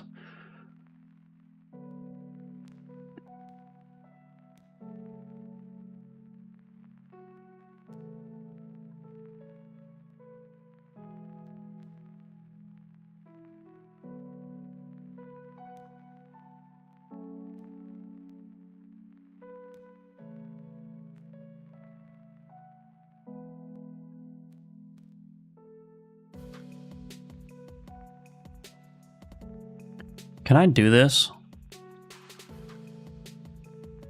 On post-combat victory.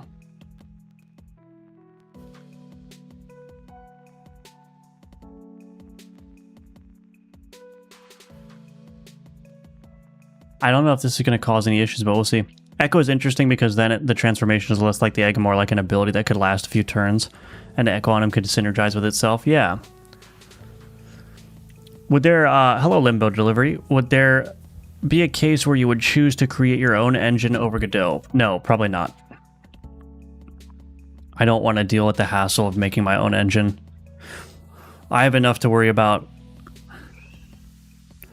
with making sure my gameplay systems are not buggy and architected properly. I don't have the energy to also have to deal with that at the engine level. You know what I mean?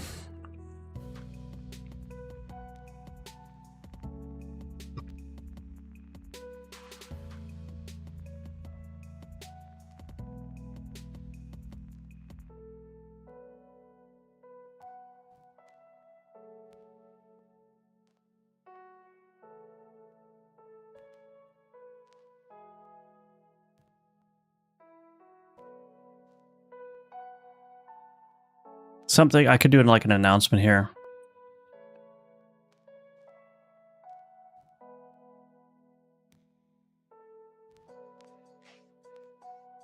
Something. And then we create the new one.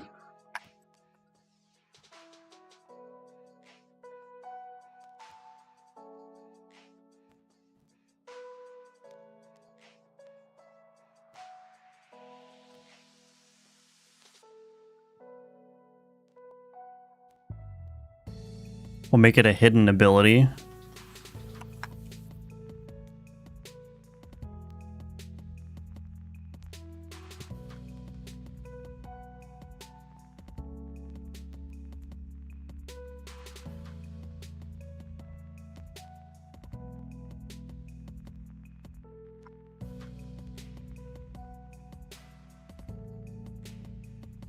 What am I missing?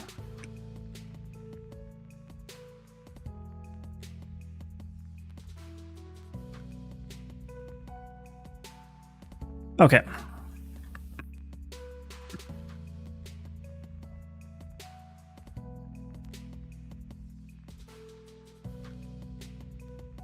Let's just see if this much works.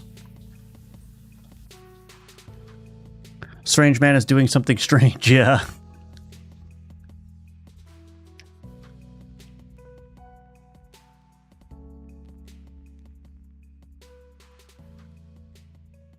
So if I add item strange man, add item god mode. So I do this. Oh, he doesn't have echo on him though. Oops, it's not, it's accidentally, oh.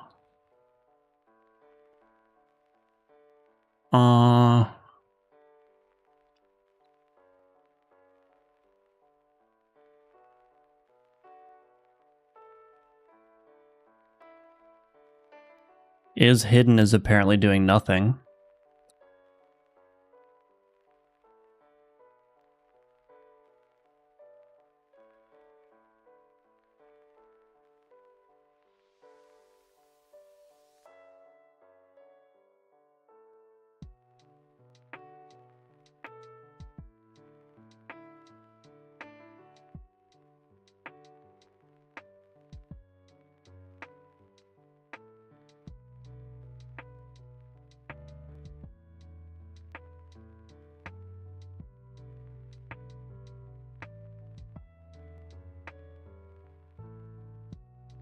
That's okay, we'll figure that out later.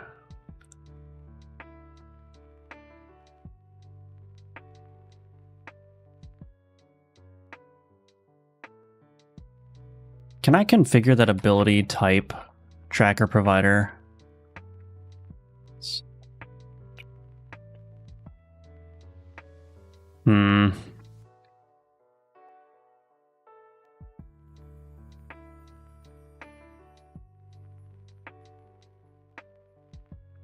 This is for board highlighting and WFC purposes, not intended to be edited.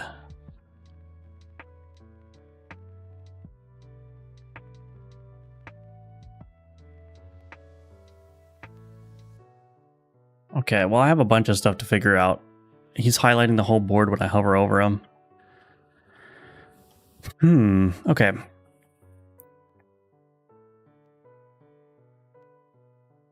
Also, this is detecting echo anywhere on the board. I need to check. Maybe I should use a different thing. Ability. Damage taken provider.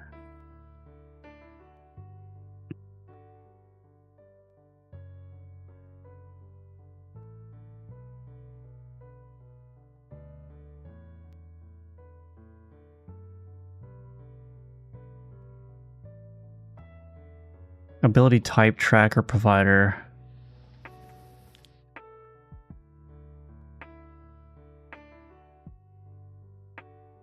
Yeah, this is just tracking abilities from any. I need to track abilities that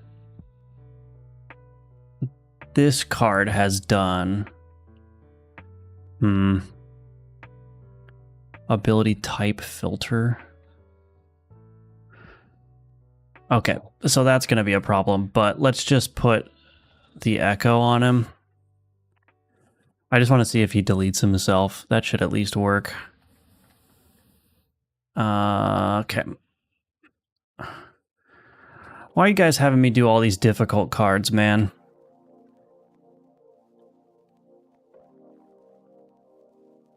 You know, if I spend like 3 hours on every card, we're never going to get to 300 cards in the game. 300 items, sorry. I do think that this is going to be a cool one, though.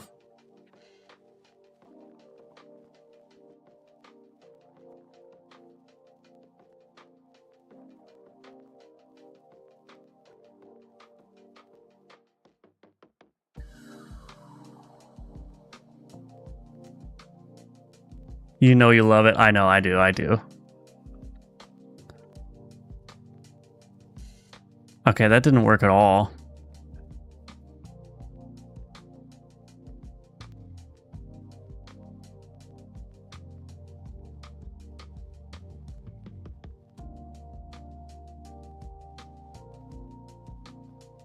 Let's do this.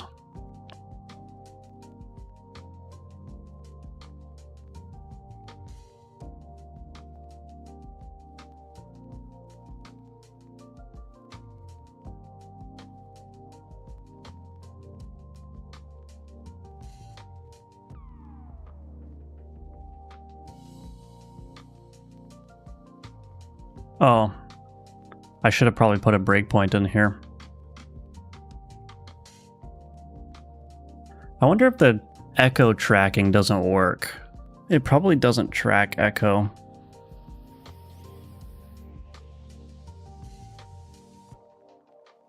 Yeah, it's not tracking echo. Oh, well, you know what the problem is, though? It's like the strange man doesn't even have an opportunity to go because I have that god mode. So...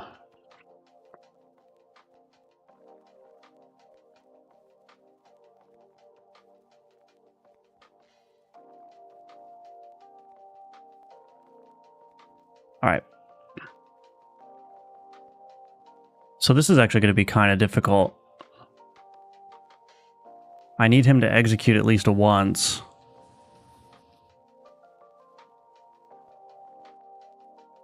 Let's see.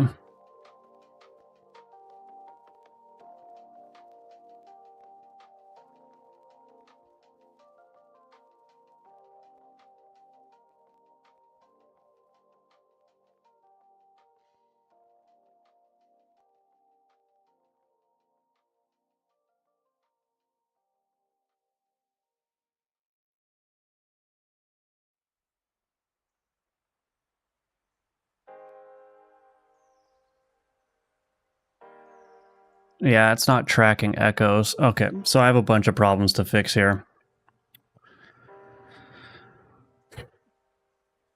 So echo isn't being tracked for some reason.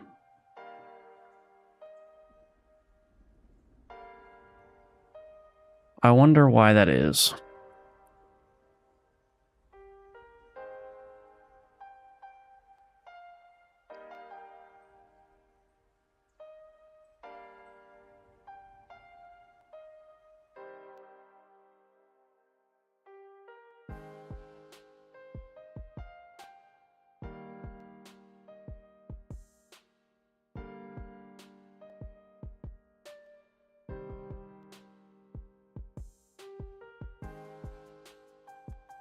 Composed abilities to add to execution.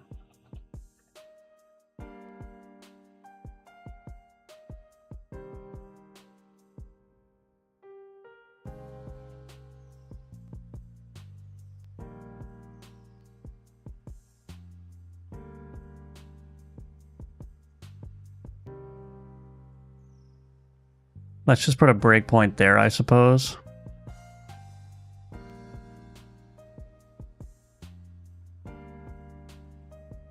I gotta go find another combat encounter.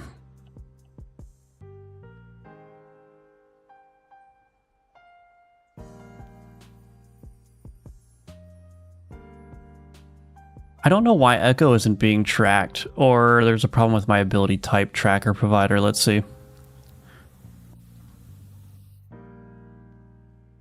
Oh, this is gonna be a pain in the rear.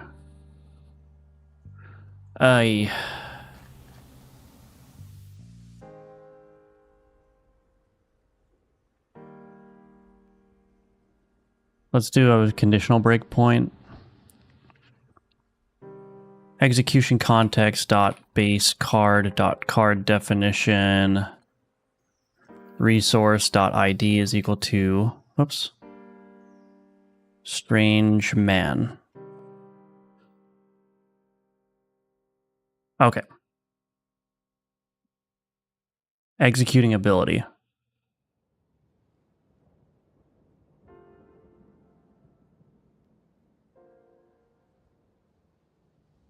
Ability type tracker provider. Generic post combat victory. Okay, Echo here. So the executing ability is Echo.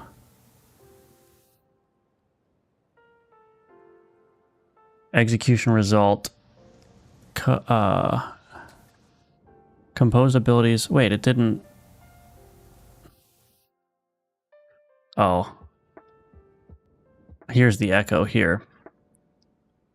So execution result, it's adding one ability to the rerun lifecycle list, which I need to update this to not be echoable.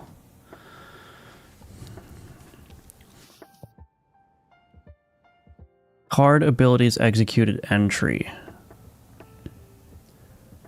Track ability execution. Ability is Echo.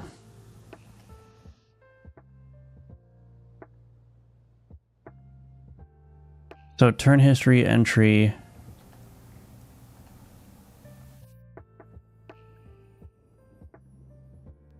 Turn history entry, card abilities executed. Strange man. Echo is here. Executed against board. Oh, I wonder if there is a problem with my tracker provider here. Ability type tracker provider. Buy board equals null.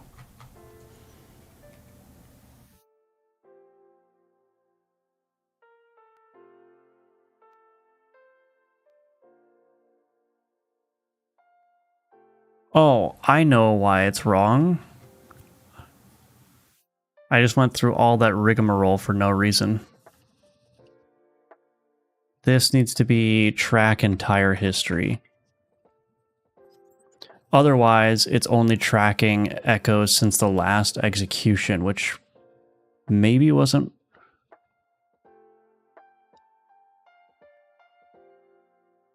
Yeah. Let me make sure this can echo is equal to false there.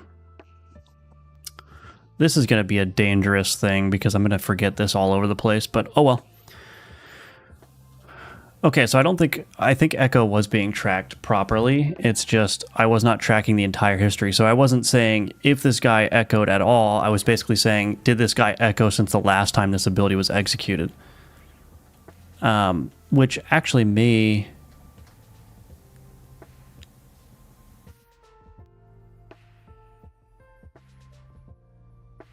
The Strangman. Anyway. Is that a problem? I feel like it should have still been working. Anyway.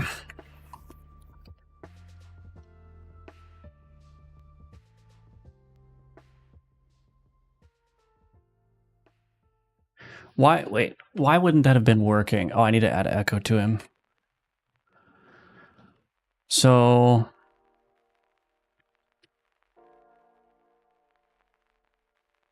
Oh, it got rid of the innate ability? Wait, that's not supposed to do that either. Oops.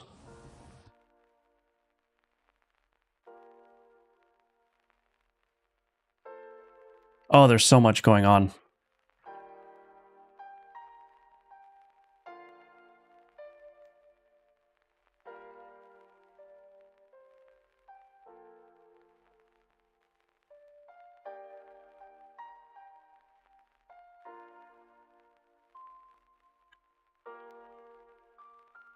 Okay, I'm gonna have to redo this because it replaced the innate ability.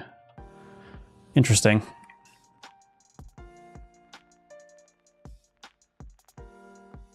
We'll get it working one of these days.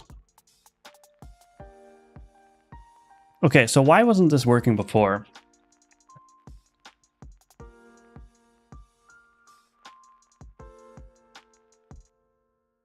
So the ability tracker provider goes as part of this run here.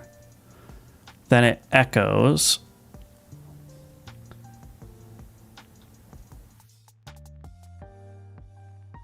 I guess it's possible.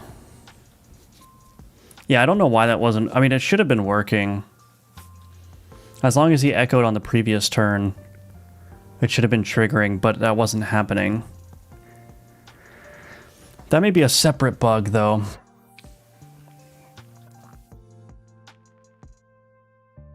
Okay, let me just... I need to mark that as an investigation thing. Investigate whether ability type tracker provider works when track entire history.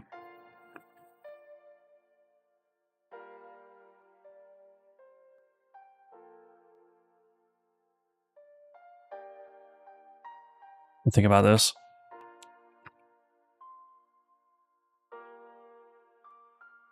Get ability execution since this.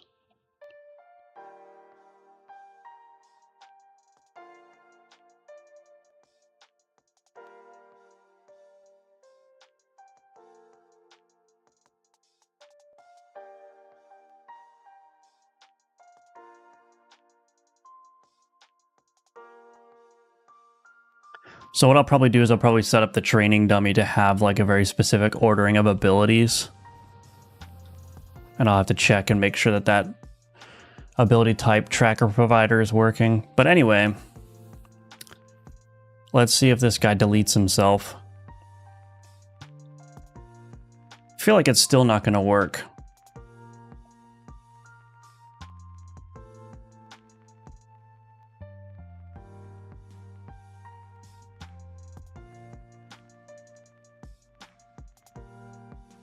Nope, it didn't work.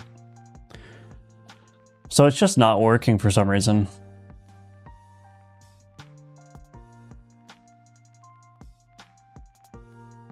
It's possible that this... It's possible that this reset state is being called... Oh, maybe that's what's happening. Is reset all ability states being called before the combat victory? Reset all state.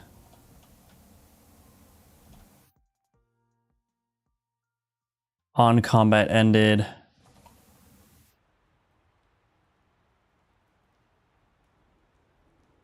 So it is resetting all state when combat ends, but where is it actually doing the generic?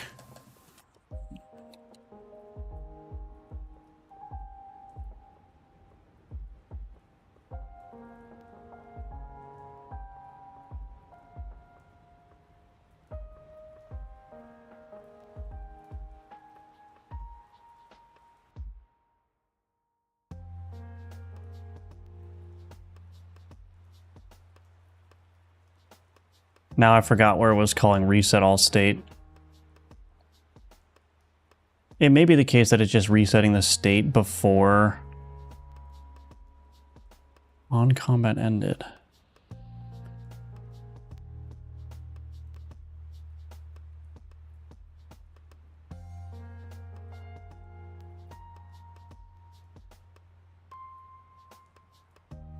On combat victory and on combat ended.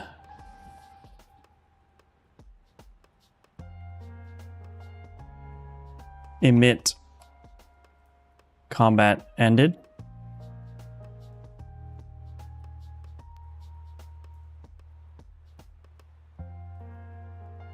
Emit combat victory.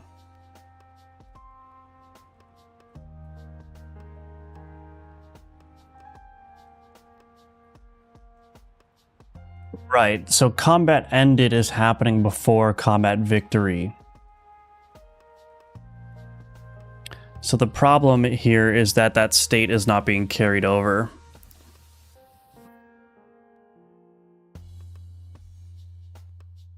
So that's the problem. This on combat ended, when on combat ended happens, the board manager is resetting all the card state, but then combat victory happens later as part of the flow here. So it's just an order of operations problem.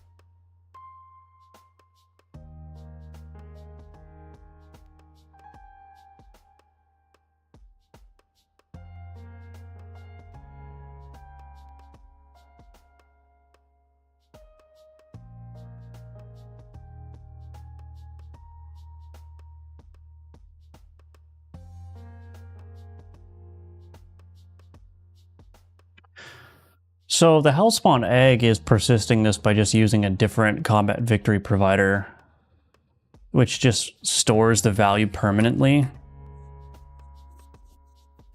Do I not have a way of doing that with my ability type tracker provider?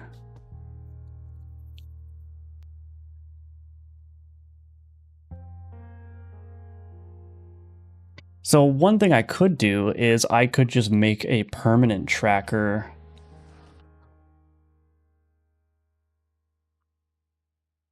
I can make a permanent tracker and just make it not reset the execution state.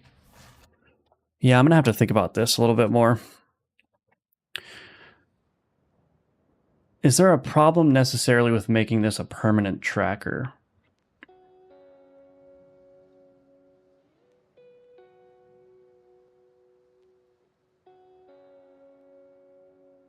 You know what I just realized as well?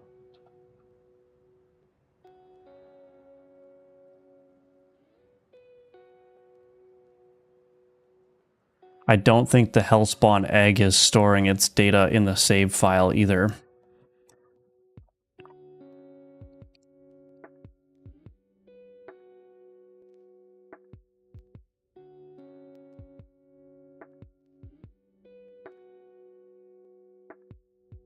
All right, well, I love how the addition of this one card is revealing all kinds of problems here. So fundamentally, I need to store some permanent state about whether echo was done by that card. And I actually don't even have that functionality. Like I can't, in this ability type tracker provider, I can't filter by card.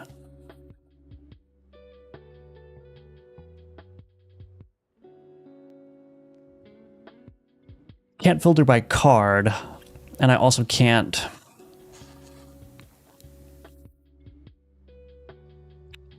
I don't have a way of making this data tracking permanent so that it doesn't get reset after combat. And then, now that I'm thinking about this combat victory transform, this combat victory provider needs to store state as well. That's a separate issue, but yeah. Man. Hello, Kazori. The cooler the card, the harder it is to make. Yeah, it was the same with the egg. Yes, it was.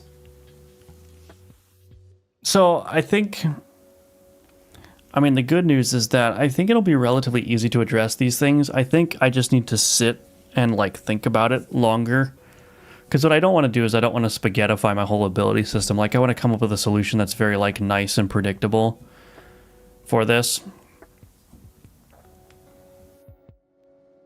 So yeah, I'm going to have to think about that. But anyway, I guess that'll be it for the stream for now. I'm going to go take a break from this and just kind of like think about it in the back of my mind for a little bit. But that's going to be it for the stream today. The second stream for today. If you are interested, you can wishlist Alchemortis on Steam. It's a dark fantasy roguelite auto battler where you can use alchemy to create your own synergies, and apparently you can also get a werewolf card, so that's pretty cool. It's not in the game yet, but it'll be here. It's just going to take a little bit more effort. But yeah, thanks everyone for watching. Join the Discord if you want to be notified when I go live next. I will be streaming again tomorrow at 10 a.m. Eastern, so I hope to see you there. Otherwise, I hope you all have a great night, great rest of your day, and I'll see you in the next one. Okay, bye-bye for now.